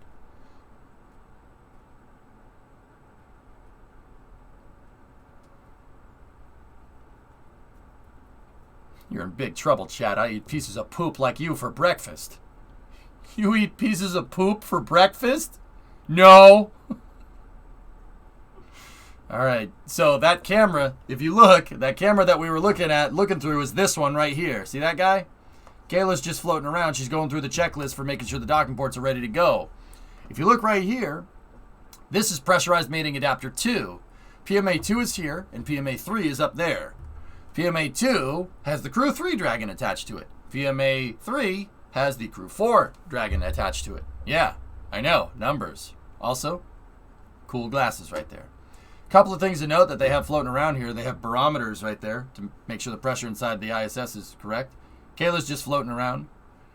If you look over here, this radial CBM right here, or RCBM, is You're currently seeing to the Japanese experiment module. Yeah, see how it says 2GEM right there? You can tell it's to the Japanese experiment module because of the way it is. So the Japanese experiment module would be port side in this picture, and then over here there's another hatch to Columbus, which is the European module. Behind us is the US module, which was actually that way. This is like the very front of the space station up here. The USOS, the United States Operational Segment, basically anything forward of the trust segment, that big thing with the solar panels on it, that's the international segment, and then the Russian segment heads up the rear. That's the service module for the space station.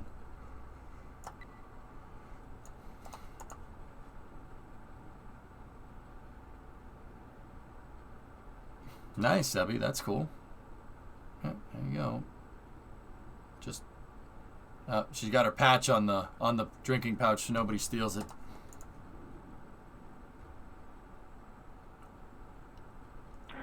And SpaceX from Freedom, we've got 4 of us out of the suits. We are continuing through the 2 procedures, 4.012 and 4.400. 88.7. And She's you my are age. welcome to come back on board if you want. Okay, copy all, Farmer. Thanks for the update.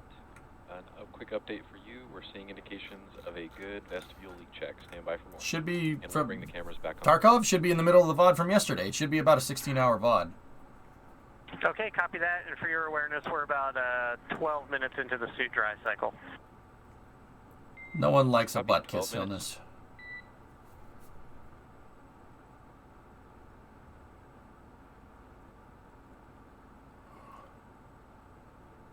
You just heard calls from the core or the crew operations resource engineer at SpaceX into the There's Crew Tom Marshburn Dragon right there. Freedom, telling the crew about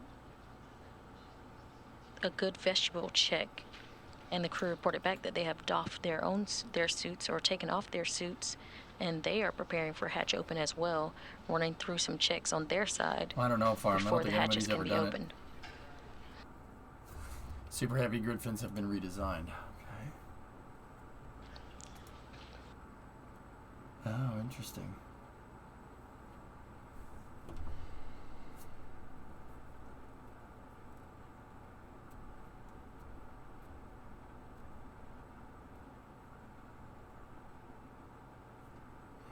Dragon, SpaceX on Dragon to ground. Cameras are back on board. We see Jessica's glove.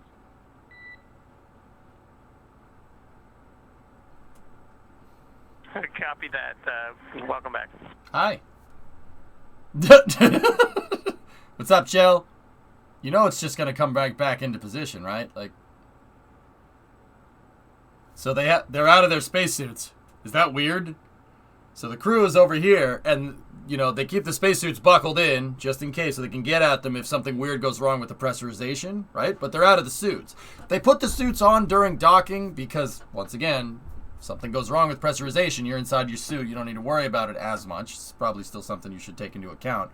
But it's kind of weird because the suits just kind of sit there, and it looks like there's people in them. It's very strange. How do the Russians on the ISS feel about? I don't know. Lurking, they've stayed very professional. You'd have to ask them.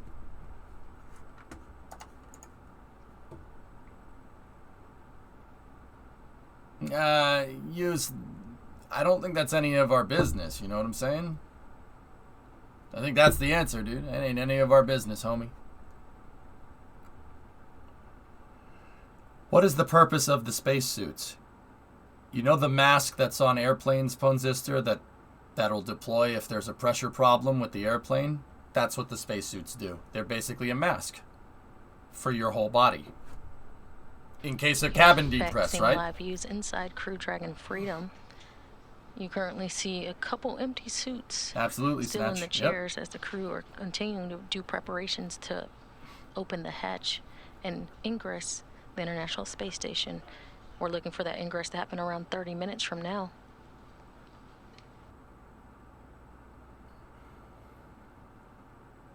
Don't toot in your suit. Yeah, that's right. It's very weird seeing the suits just. That's so strange, man. I'll never get used to seeing that. What does ingress mean? In spaceflight terms, Matter Daddy, go into. There's ingress and there's egress. So if you ingress into the space station, means you're going in. Houston ground 2 on the big loop. Ground 2 on the big loop. Echo, echo, echo, echo, echo, echo. Yep, go to you got it. All right, Everest. Station's listening on the big loop. big loop. Thanks, Tech. We'll take care of it, man. Houston is reconfiguring for hardline comm. During this next 5 minutes, you will be down vehicle to vehicle. You'll still have Dragon to ground. They don't have like space to ground. 2 tabs open, right?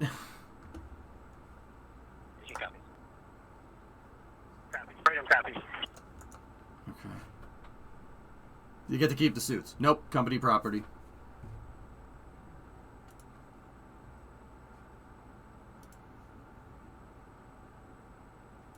Nice, Thomas. Littering and... And that was Capcom Alex Kanalinkos here in Mission Control Houston relaying to the Dragon crew aboard Freedom that their comm-to-comm for station to Dragon will be down about 5 minutes, but they'd still have connection through Space to Ground and Dragon to Ground to Mission Control Houston. So do both people use the same suit? No, they're custom tailored, Funky Flex. Yeah. And I know what the next question is. What do they do with them? I have no idea. I have no clue, man. Got a constant. When Jared Isaacman goes back into space on Polaris Dawn, would this mean that they will use be the first time a SpaceX suit is reused? I think so, Blinga, yeah. Of course they are, Punzister. If you have to ask, you can't afford it.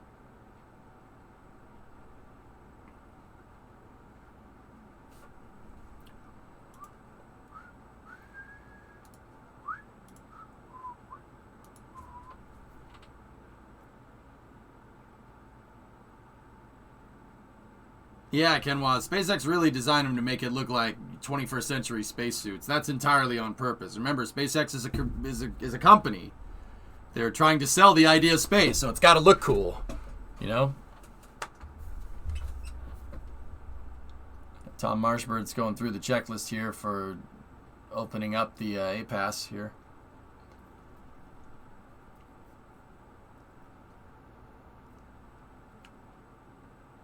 Tommy, do you think you could do 6 months on the ISS without going crazy? Yeah, sure, Mycon. I'd love every second of it. It would be like going to summer camp, but better.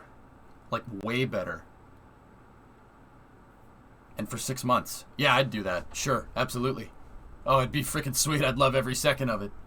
What is the GEM? Japanese experiment module. That's right, Sebi. Yep. Yeah, pretty much, Celtic. Yeah, it's probably right. Sounds right to me. I'd be fine, drummer. I'd be too distracted by space. You gotta know thyself. Like, I would probably miss my family, absolutely, but also space. Knowing I could just go and look out the cupola and be like, That's astronaut Kayla Barron. That would make up for it. Her procedures and checklists. It wouldn't replace it. It would make up for it. Velcro to her leg as she's running through procedures. The connection would hold 48, sure. Preparations for Crew 4's arrival and ingress out of the Dragon into the International Space Station.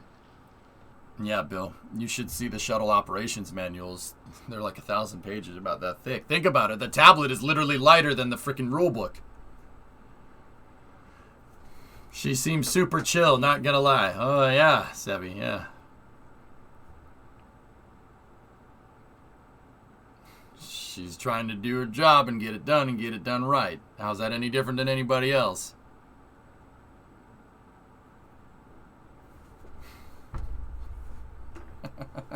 Sorry, a little bit of a joke on my part.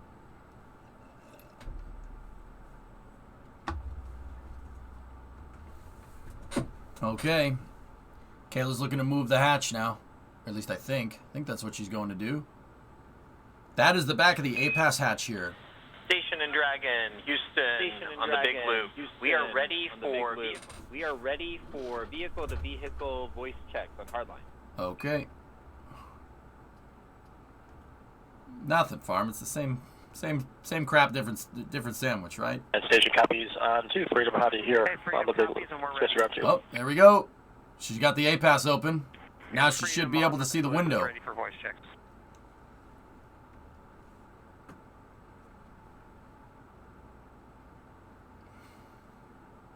And Freedom's ready for voice checks on the big loop. Drummer, maybe I should see if I could just give you the save file. And Houston, Freedom, we have you loud and clear on station. Actually, no, never mind. I want to be there when progress happens. And Station Freedom has you loud and clear also. Okay, the A-Pass hatch is open. Now they're going to go through and inspect. Voice check. They're going to inspect the vestibule here.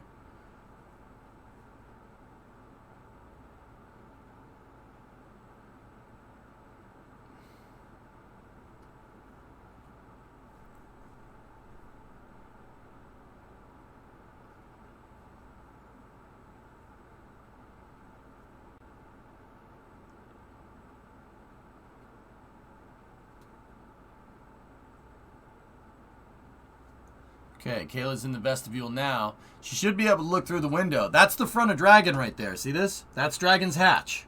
Right there. That the shadow is being cast on.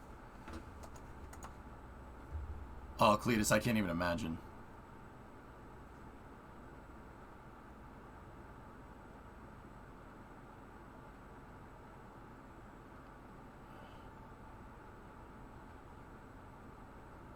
When does this end? Oh. Is that Matthias chilling with the sunglasses down there? We're basically going to go until the hatch docking ceremony, which ship docking ceremony, which should be a couple hours, something like that.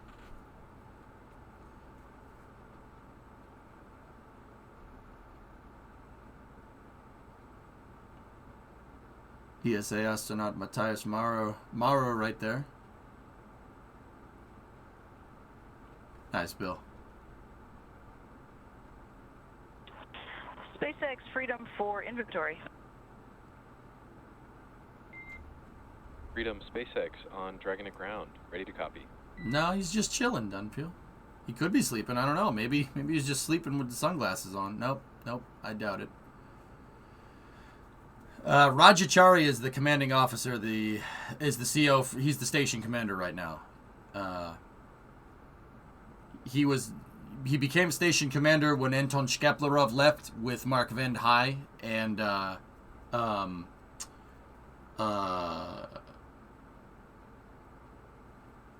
Vend High and who was the last guy?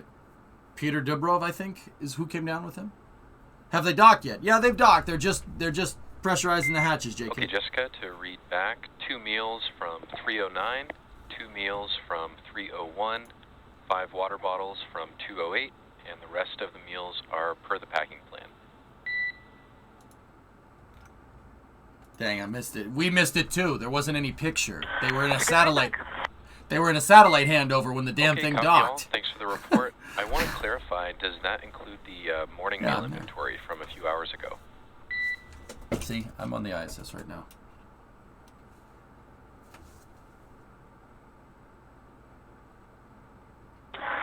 Affirm. The meals in 309 and 301 were our breakfast this morning, and we haven't consumed any food since. Now I don't feel bad? Yeah, I know what you mean. Okay, copy all. Thanks for the clarification. Sounds good. They got to keep track of everything up there, even which food you eat. They got to take inventory on it. Anybody that's ever worked at a store knows exactly what I'm talking about. They got to keep track of what food gets eaten when so they could ship more up later. We're currently in a brief handover between satellites. You currently see a live view inside the International Space Station Flight Control Room. But we'll get views of Dragon and inside the space station back to you shortly. Nice, Hired.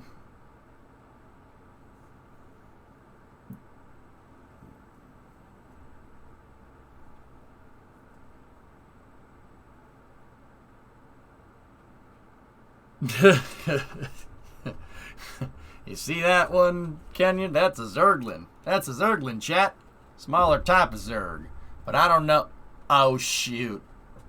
I love you, Sarge. That's ISS Mission Control right there.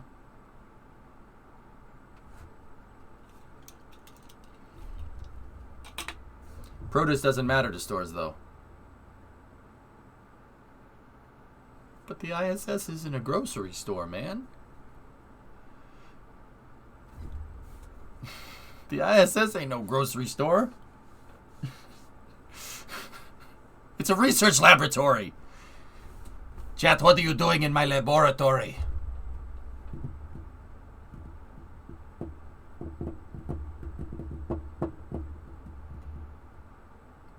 So actually, there's a little bit of delay, but you'll see the cameras start popping back up here on the monitors. DD, get out of my laboratory.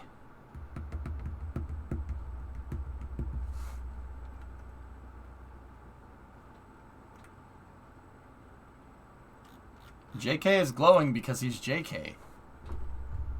What? Why would you question this? How much is the Uber Eats fee to the ISS? About 60 million. Not a joke.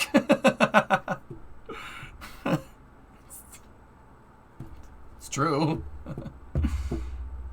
No problem. Yeah. Why is JK glowing? Because he's JK. What are you guys, nuts? He's JK. I'm EJ. We both have letters in our names. That's just science. They better tip the driver. Are you saying that they need to tip Elon Musk for delivering them food?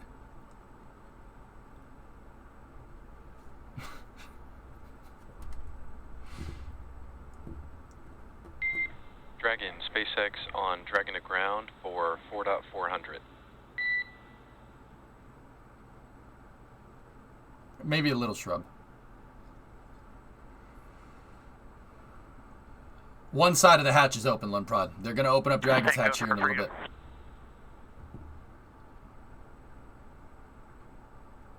They have... Okay, Freedom. Hold on. We expect that the ISS side is close to ready for hatch open. We're hoping you can step into Section 5 of 4.400 for the waste system flush, and we will stand by for a report on which water bottle you intend to use for that task. How does Dragon come into dock with the ISS? Is it identical to the shuttle? No, different docking port, different optical systems, RJ. They have a microwave. They have an oven up there, JK. Okay, Freedom copies the status. We have water bottles set aside from bag 208 that are already accounted. They were partially used before. We're going to use those for the waste flush. Man, NASA would be really good at playing Okay, Tarkov. copy all. Thanks for the clarification. Sounds good. Yep. They even have an espresso machine. Actually, fun trivia fact, Samantha Cristoforetti, who is launching... She was on Crew 4 right now. She's part of the Crew 4 crew. In 2014, when she flew on Soyuz with Terry Virts and Anton Shkaparov, she brought up the espresso machine. No, not espresso. Espresso, you heathens. You heathens.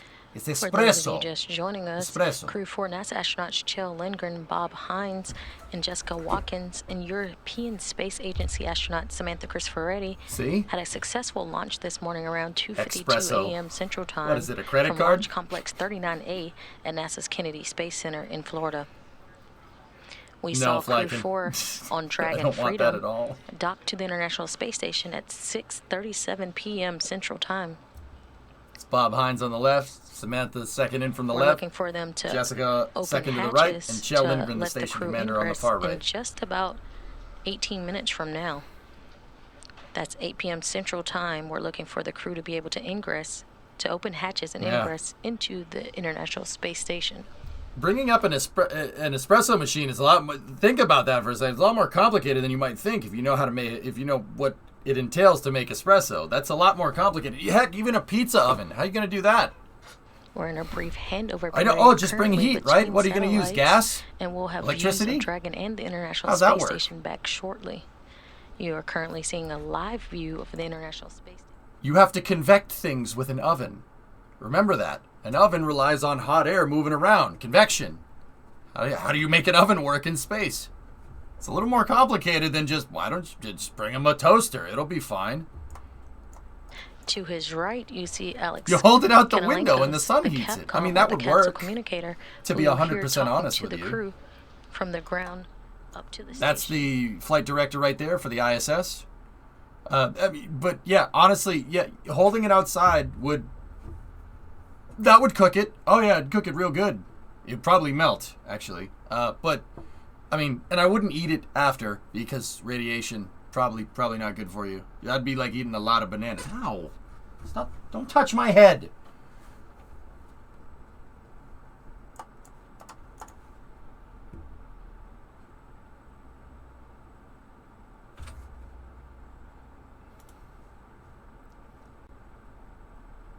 Yes, dude, it's space espresso. I mean, I'm not gonna say that I don't want that.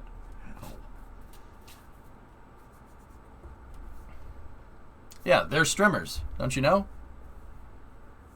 Houston Dragon Station, we are ready for hatch equalization. Here we go. Why would they allow coffee on the ISS? ISS doesn't coffee give you the runs? The diet is strictly monitored, Flykin, and coffee is part of it, so they must have taken that into account. Now, I know the damn question is going to come up. It always gets asked every time. Where's the bathroom on the ISS? Well, there's a part in Node 3 that has the bathroom in it. It's like basically a little stall, kind of like a porta potty almost. How does it work? Well, you don't have gravity, so vacuum cleaner. Very, very soft vacuum cleaner. Yeah, just in case you wanted to know that, I'm just going to air that one out.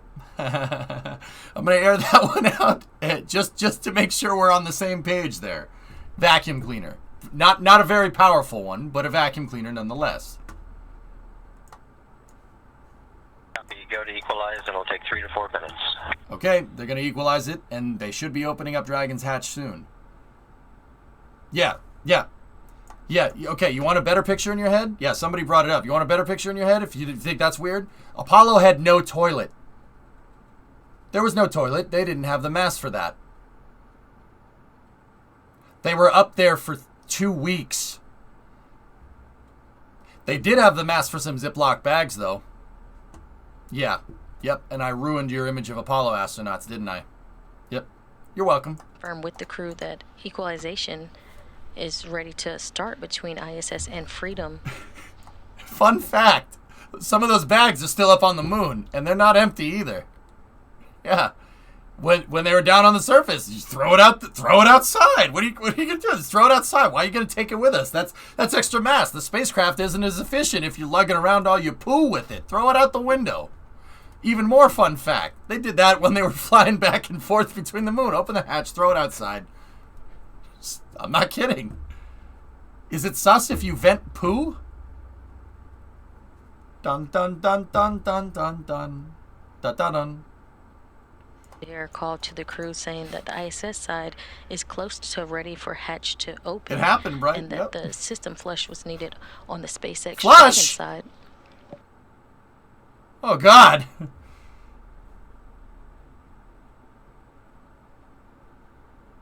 Again, the clock has started from Freedom to the International Space Station for equalization. It's in progress, and we're looking for 3 or 4 minutes before that is complete. That happens to me all the time, JK. It's weird. Like that lady touching my head. Nah, they fixed that one. Yeah.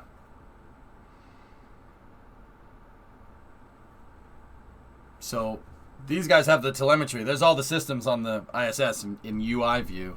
You know, there's the data streams from the ISS are way too hard, way too much to show a render. You know, it's just code. I don't even see the code anymore. All I see is, you know, oxygen, nitrogen, CO2 scrubber. I don't even see the code anymore. No, Ansel, believe it or not, it's too small.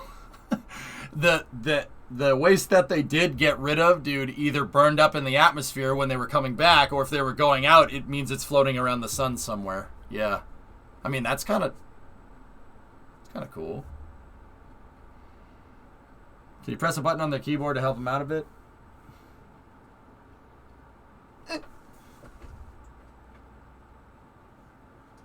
Again, we are between satellites and currently in a loss of signal, which is expected at this time. And so we're waiting on views it's a little bit of a long loss of signal from here. Dragon and the International Space Station. As we wait, we are in the middle of a timer as equalization is underway.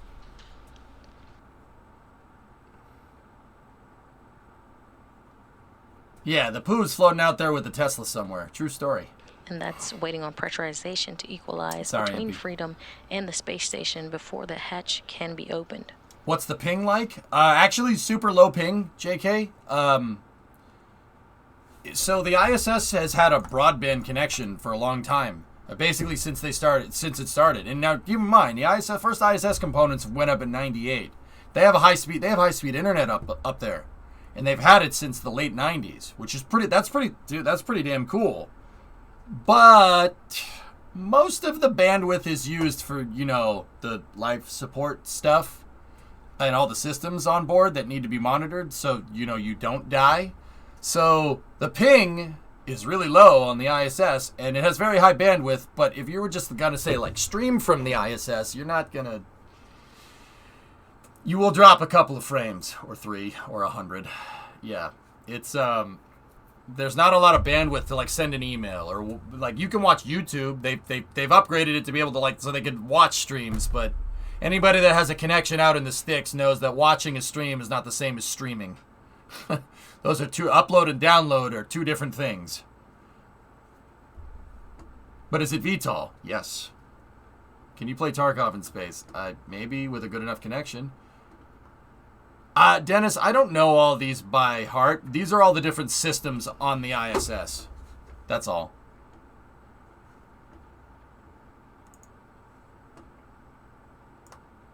Hey, could you please take the cameras external? We're going to be changing into our phone suits. Yep. Okay, copy all, Chell. We'll take the cameras external, get right back to you. Starlink has good speeds. When is that upgrade coming? JK, I don't know if you're kidding or not, so I'll just go outright and say it. NASA actually awarded SpaceX a contract for using Starlink for low Earth orbit tracking probably about a week ago for about $60 million. So when is that coming? Soon? Yeah, soon. Oh yeah, that's happening a lot. And once again, I'm not pulling that out of my tail. You can go look. It was actually 69.7 million if you really want to know. But I prefer to say 60 million because the meme number. Yeah, NASA wants to phase out TDRS. They want to commercialize their communication systems, which I guess, but also.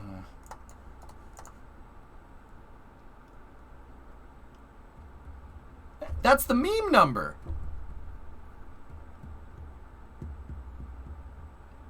And say 70 million.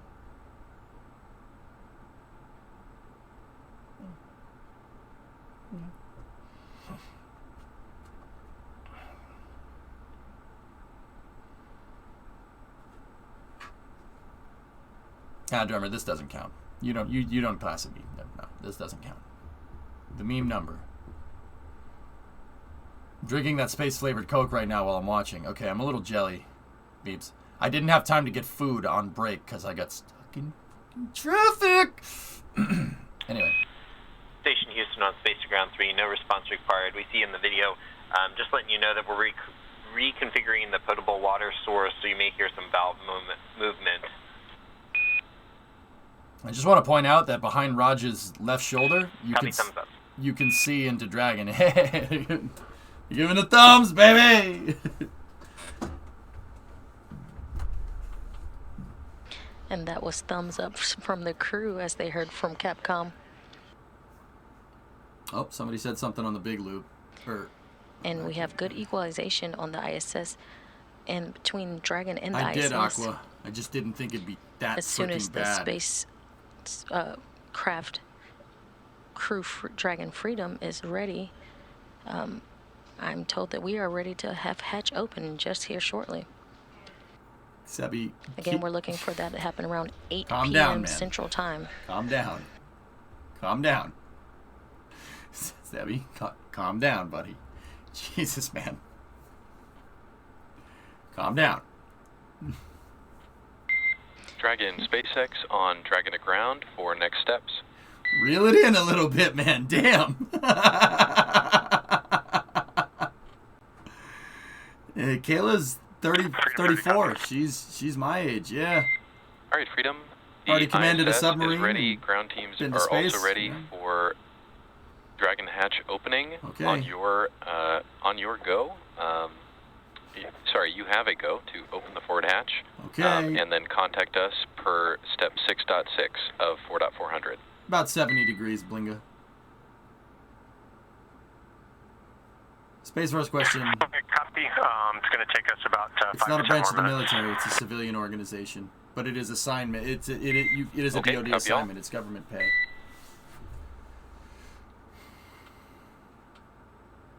What game are you going to get into tonight? I'm not sure, Enzel. I was going to play Summer Car, but I don't really have enough. I want to watch this, guys. Like, first and foremost. If this goes the whole night, this goes the whole night. This is too cool, man. We're watching a spaceship dock to a space station. That's the kind of stuff you see in sci-fi. I'm not going to miss it if I can help it, you know? I don't know what game we're going to play.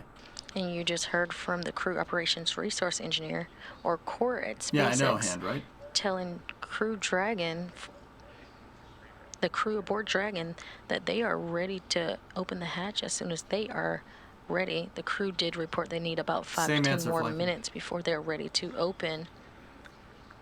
But that's great news to hear that we are ready here shortly, around 8 p.m. Central Time, to open the hatch.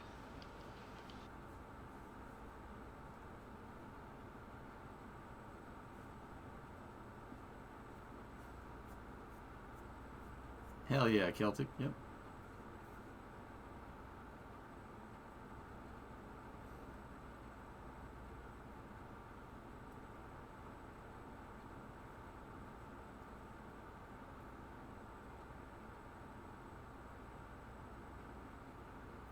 Yeah, I don't know, Ansel. I might go to sleep, go get food. I haven't eaten since yesterday. Dude, I stopped coverage, I went to sleep, woke up, and turned the stream right back on, man. I don't know, dude. I don't know. I don't know. I'm probably going to eat. Nah, Joey, it's all right. I don't have any food in the house right now. Starving. Actually, I have nothing that I can make quick, let me put it that way. But that's kind of on purpose.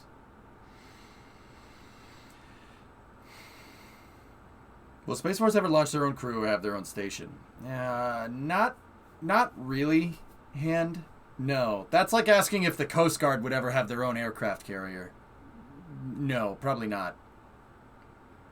Yeah, actually, Astro, none of us saw the initial docking. Preparations continuing on both sides. They were in a Station satellite. Houston on Spacegram 3 for Kayla. Oh. Noticing your just above and to your right, there's a DPA cable sticking out. If you can tuck that back in, just so, yes, that right there, so it doesn't get snagged. Thank you so much. What? That's not weird. They have to keep clean in space.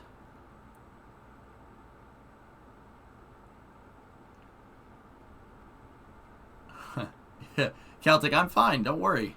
I had coffee.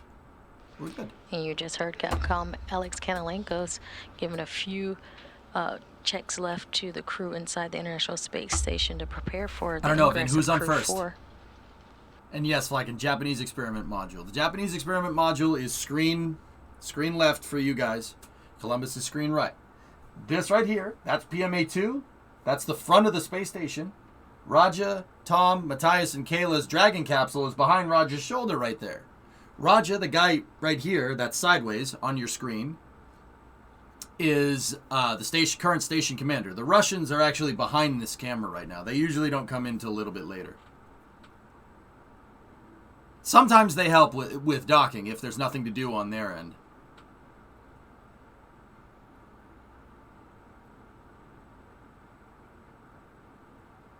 I don't know if they're 511s.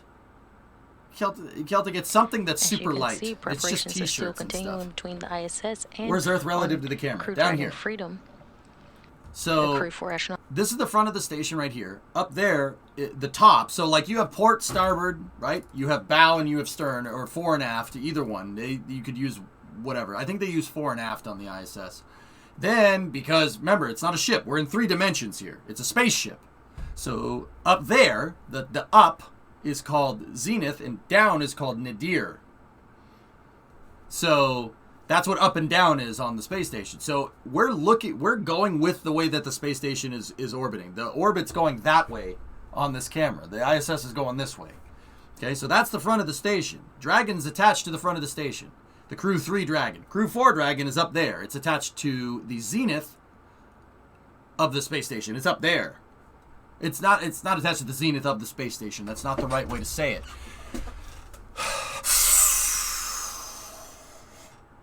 The most forward node on the ISS is Node 2. That's the node that they're in right now. The Node 2 has basically a 6-axis of docking ports. It has 2 axial CBMs and 4 radial CBMs. The radial CBMs are up, down, left, and right, or zenith, nadir, port, and starboard, okay? So, oriented to this camera, the camera is inside of Node 2. To the port side, you have the Japanese experiment module. To the starboard side, you have the Columbus module, which is the Europeans module. Forward on the axial CBM right here, those are 2 radial CBMs. Now, the forward on the axial CBM on this module is PMA2, which is what Dragon's attached to.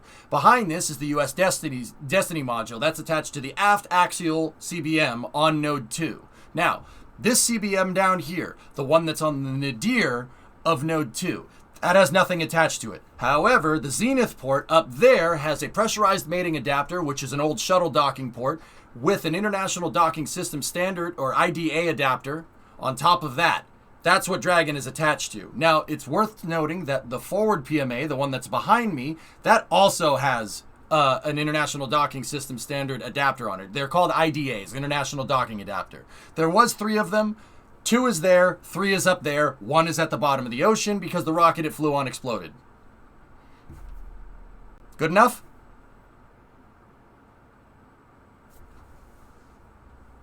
Would you like to know more? The abrasion on the palm of your left hand indicates attack wants to stay and fall for 3 to 5 feet. The key piece of plaster on your shoe, a careless mason being the culprit. Sorry. I missed all of that. My brain hurts. Alright, cool. You should cable manage your PCs like a spacecraft. Agreed. Where's Earth relative to the camera? Down there. It would be the nadir of the space station is always facing towards the Earth. The ISS maintains a constant RPM that's in sync with the orbit that they're going around, so the nadir of the space station is always pointing down. Yeah, and it helps maintain that with a gigantic freaking gyroscope that's about the size of a Mack truck sitting on the back of the Destiny module. Yeah, or actually, not on Destiny, it's on Unity. It's on the Unity module, which is Node 1, which is 2 modules that way.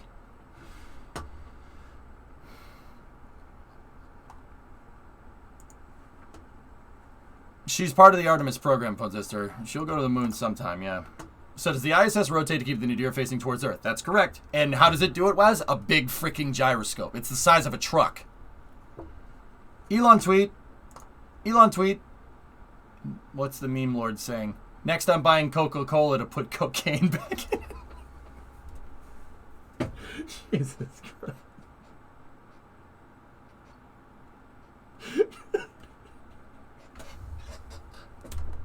Why did I read that out loud?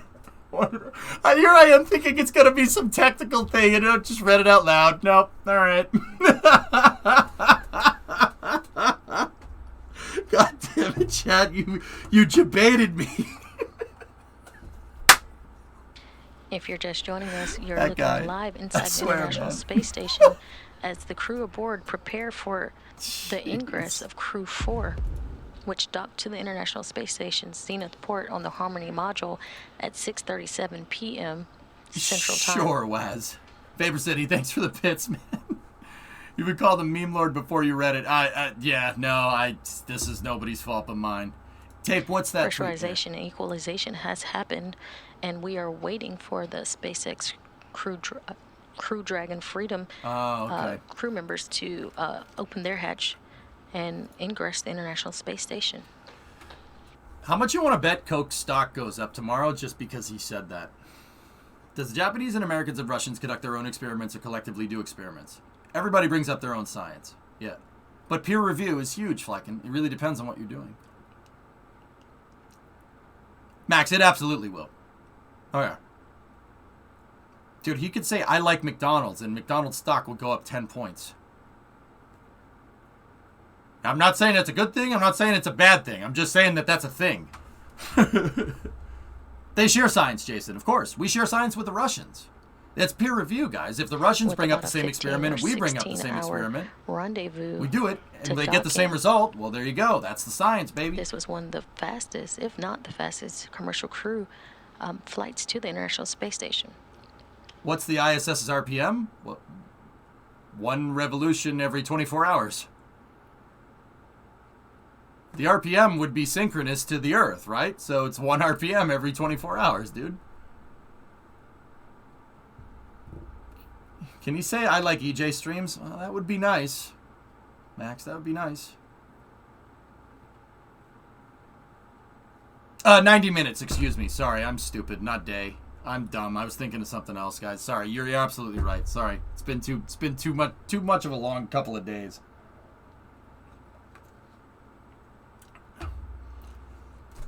That's the rule of the internet, people, for people that want to get into my line of work. You'll never know if you're saying for sure if something is right, but you'll know when what you're saying is wrong. Watch, people are going to disagree with that statement in chat. Ready? Ready? Ready?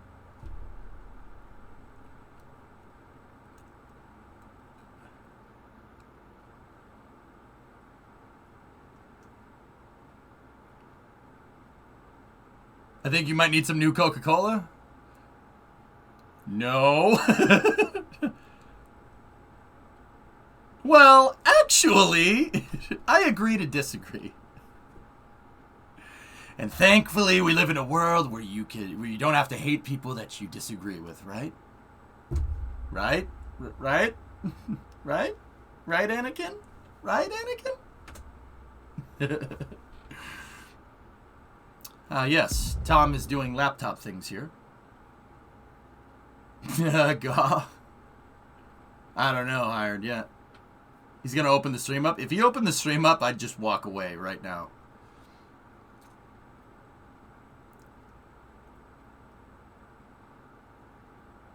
Is that Windows XP? Yeah, probably, Wes. Yeah.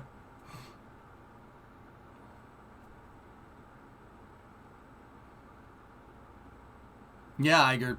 Everything does something a little bit weird up in space. It's actually kind of cool.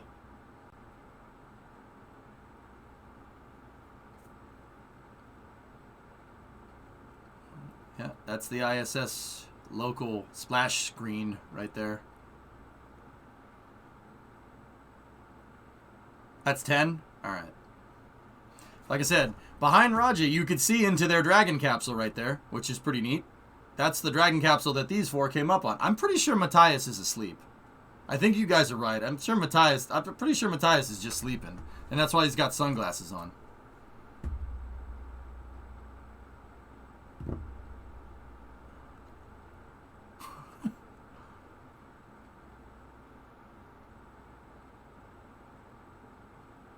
Wow. Kayla does have a lot of tablets. Those are probably the crew's onboard tablets, if I had to guess. Because she has her tablet on her right or left leg. And she has 4 more tablets. I'm pretty sure that's the tablets for the crew. Hopefully Steve Jobs gave them a good discount. I know he's been gone for... You know what I was trying to say. Wait, how does the iPad know when to change screen orientation? Accelerometers do be like that. I'm pretty sure some screen locking is in order, Hired. If you're just joining us, you're watching a live broadcast for the Crew 4 mission, which had a successful launch at 2:52 a.m. Central Time. Hopefully they're not using and Apple docked to products. the space station at 6:37 p.m. Central today. Now we're just waiting for the crew to open the hatch and ingress or come aboard the space station, which will happen shortly. Somewhere, Tim Cook is going, yes, yes, yes, yes. Oh. The crew on board station you see on the screen is NASA astronaut Kayla Barron and Rasha Chari. Now, Raja's definitely waiting sleeping. The Crew 4 astronauts to come aboard. Raja, you sleeping? Wake up! Nah. He's the station commander. If he wants to sleep, he can sleep.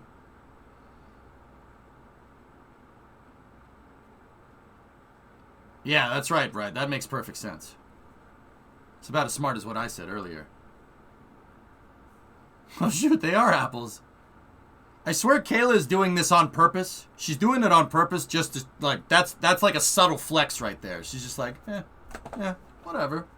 Yeah, look, I can flip it around. Yeah, whatever. Yeah, you can't. What are you going to do about it? What are you going to do about it? You're going to do nothing.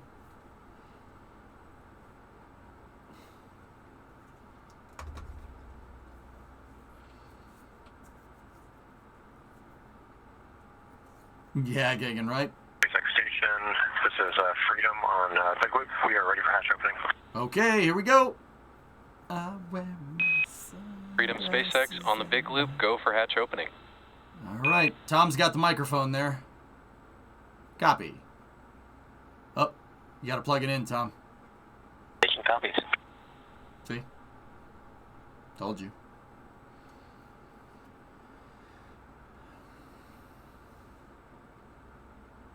Yes, Chalky Milk. Dragon SpaceX on the Big Loop, hoping to bring cameras on board.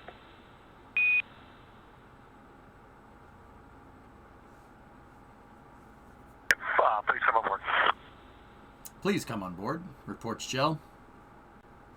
Why does it take a while before they can open the door? They're just making sure that there's no leaks, Paper. That's literally it. Making sure there's no leaks. They're making sure they got all the stuff out to open the hatches and keep them open. It's just very procedural, dude. You just got to go step by step.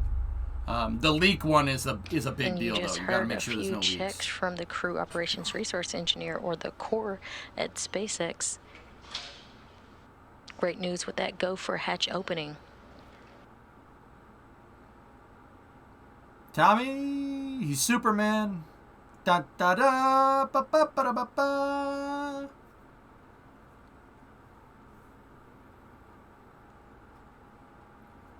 Don't make noise, you wake up the cosmonauts. Oh, sorry.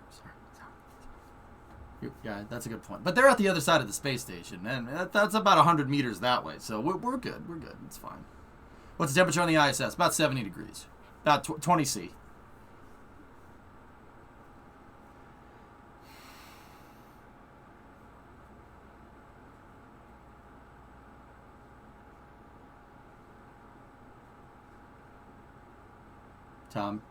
Tom's just floating away. Yeah, JK, they got to keep it comfortable. I mean, think about it. Think about all the heat that all the electric systems give off. It's like being in a server room. You got to keep it cool. I mean, human comfort's obviously a thing, right? But you got to keep it cool in there. They've done that before, Swishio. See, Tom's just floating around. When Axiom Station detaches from the ISS, will NASA send astronauts there too? Yep. They'll keep the low Earth orbit science going, Blinga. Yep. Cases. I think Cases will do that, but I'm not sure. Cooling on the ISS is a bigger concern than heating it. You're damn right. There's this dang pulsating fusion ball that the ISS sees every 45 minutes. Not 90, not 24. Anyway, yeah, moving on. I've been in many server rooms. I completely understand. Yeah, it's, you know how they're like super cooled, right?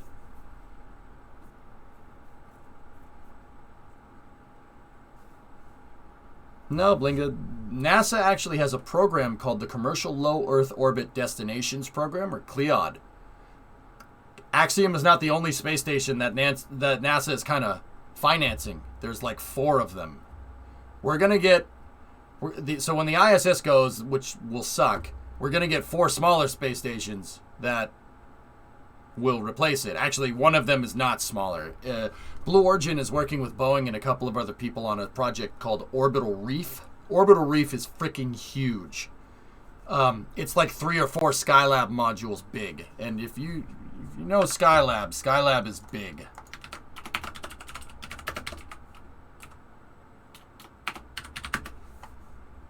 No, not the airlock module. It auto-populated that.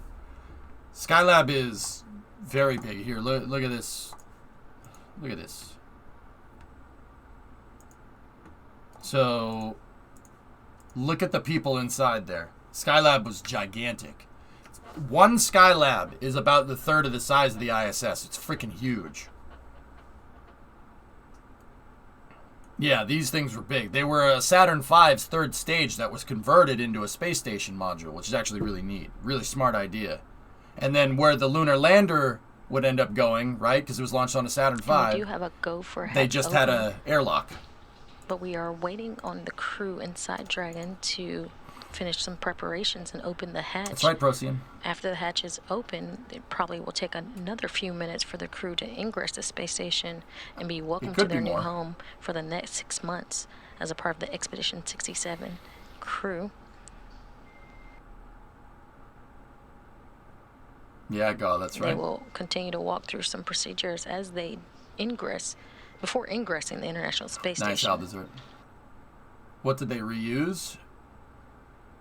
From They're Skylab? looking to install IMV ducting. Oh, there's in the none- air there's the none of space that station left. That burned environment up. With the air inside the Crew Dragon Freedom, they'll still. Fun fact, Skylab actually burned up in the atmosphere, and that some parts did make it through, Warns, but they crashed in Australia, and the Australian government gave NASA a littering ticket. NASA didn't pay it. Plus True story. some vent wells as well, so they maybe just a little bit more time. He's like, until yeah, we welcome did. them on board. They give him a ticket for littering. It's so funny. NASA was like, yeah, we're not paying for that. Here we go. Is a shot inside of Dragon Freedom. It looks like the hatch is open. Why do they always cut to the cameras right at the worst times? Yeah, look at the suits. Nobody's in the suits. They're just chilling. They do have the hatch open, so we should see an ingress of the crew here, and yep, we missed that too. All right, cool. Thank you. Thank you, guys. Okay. Bob is in.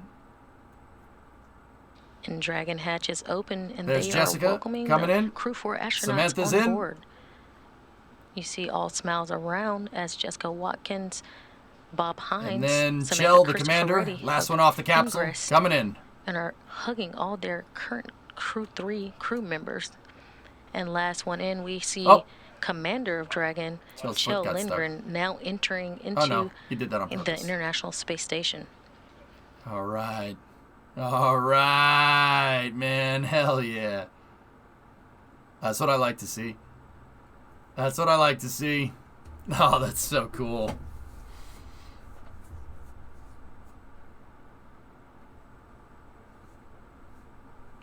Russians are asleep right now, Space Troll. They're sleeping. Oh, hey! Hey, guys! How you doing? Bob was like, oh, the camera's behind me. What up?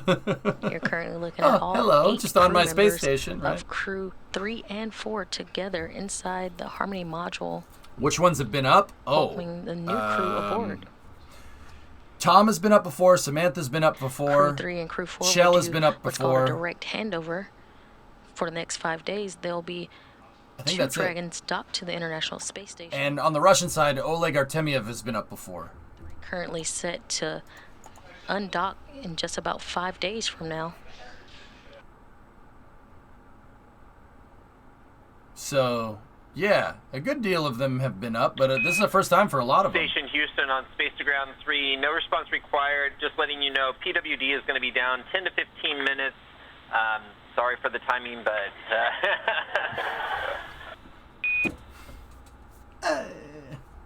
What's PWD? That's pretty cool. And Bill! I'll owe you a beverage when you come back home. You just wanted to hear Tranquility Base audio mixed with the regular audio? Thanks, Bill. Houston Station IMV duct installation is complete. Go for IMV fan activation.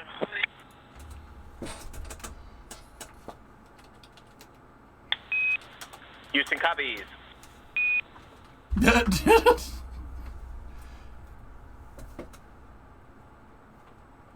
Turn the camera around. Where are you guys going? Come back. Come back.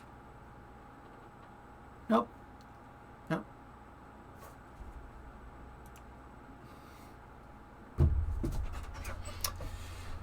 Well, I guess we'll just sit here with the Windows 10 laptop. Hey, guy. What up? Yeah. Nope. Just, okay. Auf Wiedersehen, Matthias. Well, we're just here on the space station, just chilling. So, yeah, you guys come to the space station often, or... Yeah, see, look, I'm floating around now. Did we just get ghosted by the astronauts? And we didn't even get to see them come in the door. Act like you're floating. This is fun. Move your camera. I can't move the camera.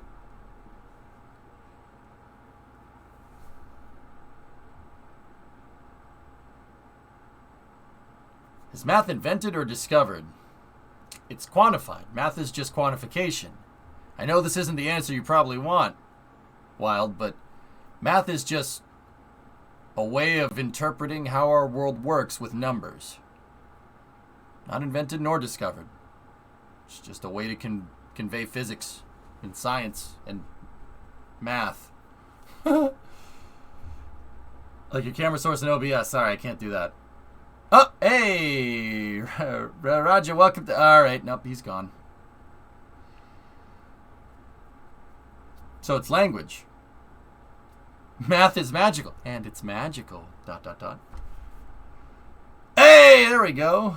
They're having a party down in Node 1 right there, and we're just what an incredible forever morning. alone. It is so great to see Crew 4 astronauts finally on board the International Space. It's like that meme where it shows like it's just drawing of all the people dancing and the guy sitting in the corner. They'll never realize the engineering. They'll never realize it. Me just sitting here alone in the laboratory module. The full complement now up to 11 human beings That would be as a part of awesome the news. Expedition 67 crew. Emergency response training. There won't be a ceremony until 2 a.m. Yeah. It's been an incredible 24 hours, and with crew board, Right, still Crew fun. 4 now aboard the International Space Station. That's it for us in Houston. Welcome aboard, Crew 4. Now let's turn it over to Hawthorne. Can we not? I just want to sit here and watch this. This looks like fun. I'll be alone in the Thanks, Destiny. Shaniqua. No! So great to see Crew 4 on Damn it, board. Kate! As she said, it's been quite a 24 hours. You know, we had everything kicked off really with Suit Up. That was actually yesterday around 11:50 p.m. Eastern Time. For the most part, Reaper, this isn't the most amount. When the shuttle came up, that was the most. When there was a shuttle and 2 Soyuz, so that was 7 and 3 and 3 is 13. There's 11 on the ISS right now. So it's not the most, but it's definitely up there. Liftoff from Kennedy Space Center Pad 39A at 3:52 a.m. Eastern this morning.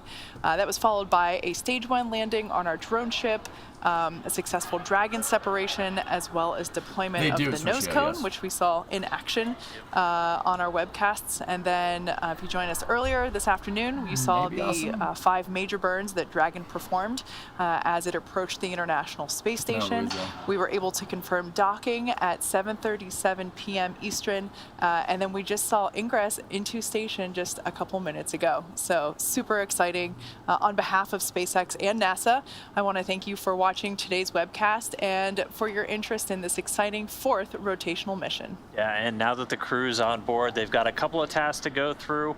Shaniqua was talking about they're going to be integrating Dragon's cabin with that on board the station, you know, on the ride uphill. Dragon has its own ECLS environmental control and life support system regulating temperature, humidity control, scrubbing CO2, and that temperature, by the way, can be actively controlled by the astronauts on the displays or changed by the team here in Mission Control Hawthorne. And so they have to install that IMV ducting. We heard that done, the intermodular ventilation, integrate Dragon's cabin atmosphere with the rest of the station. They're also installing some seals around the hatchway around Dragon and a hatch cover as well. And with them arrived, we're less than a week away now from the return of Crew 3. So pretty much everything we just saw, we're going to see in reverse as those 4 crew members get ready to come home and end their long duration stay on board the station. As you heard, right now we're targeting May 4th for that return.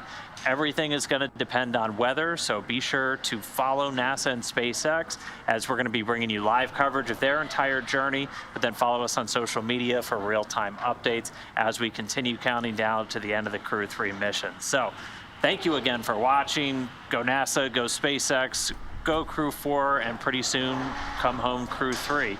With that, we'll wrap it up, and we'll see you again real soon. All right. Oh, well, that's nice. Just a live view of the ISS. All right, guys. So, yeah, I guess, Oh,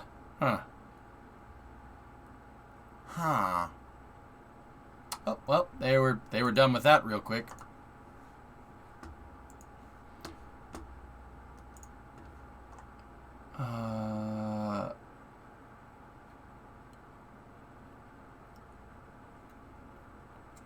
The welcoming ceremony should be at about, I think it's currently scheduled for about 2:30 here. Let me look. Yeah.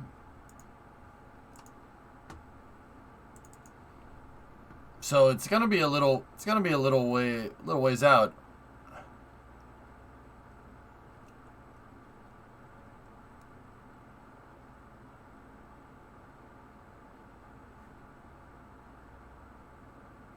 Is there a site? NASA TV usually shows it when nothing's on, Fall, yeah.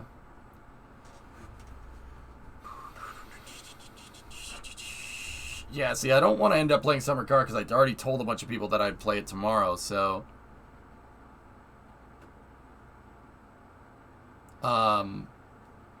So we will play it tomorrow on a more regular schedule.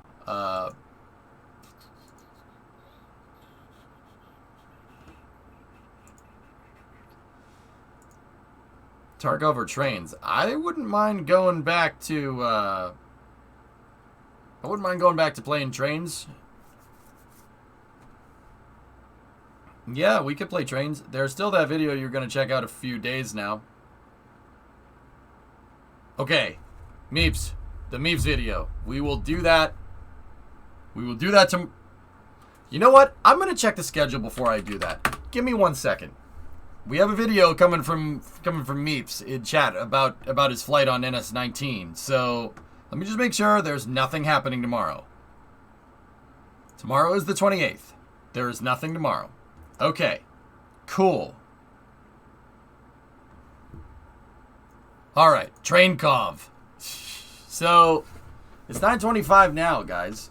Do we want to go to the welcome ceremony or I mean, like, I don't know. I'm getting kind of tired. I've done a lot today. Did I miss space news? Yeah, Bears, the docking ceremony was basically space news today. I had to drive Brimo to the airport. She's going and visiting her folks because, yeah, haven't seen them in a little while. So, will you be streaming in Gara? No. I might just say meh for now, fellas. I think that would probably be the right thing to do. I gotta go eat. I gotta eat. I haven't eaten anything.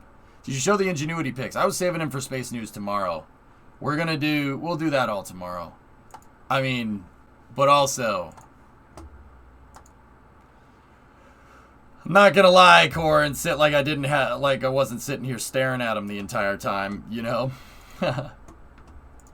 So, I think it's probably better if I take it a little easy today, guys. If I'm awake, we'll cover the welcome ceremony. Well, I don't know, maybe. It depends if I'm awake. If not, I'll see you guys tomorrow at 12, all right?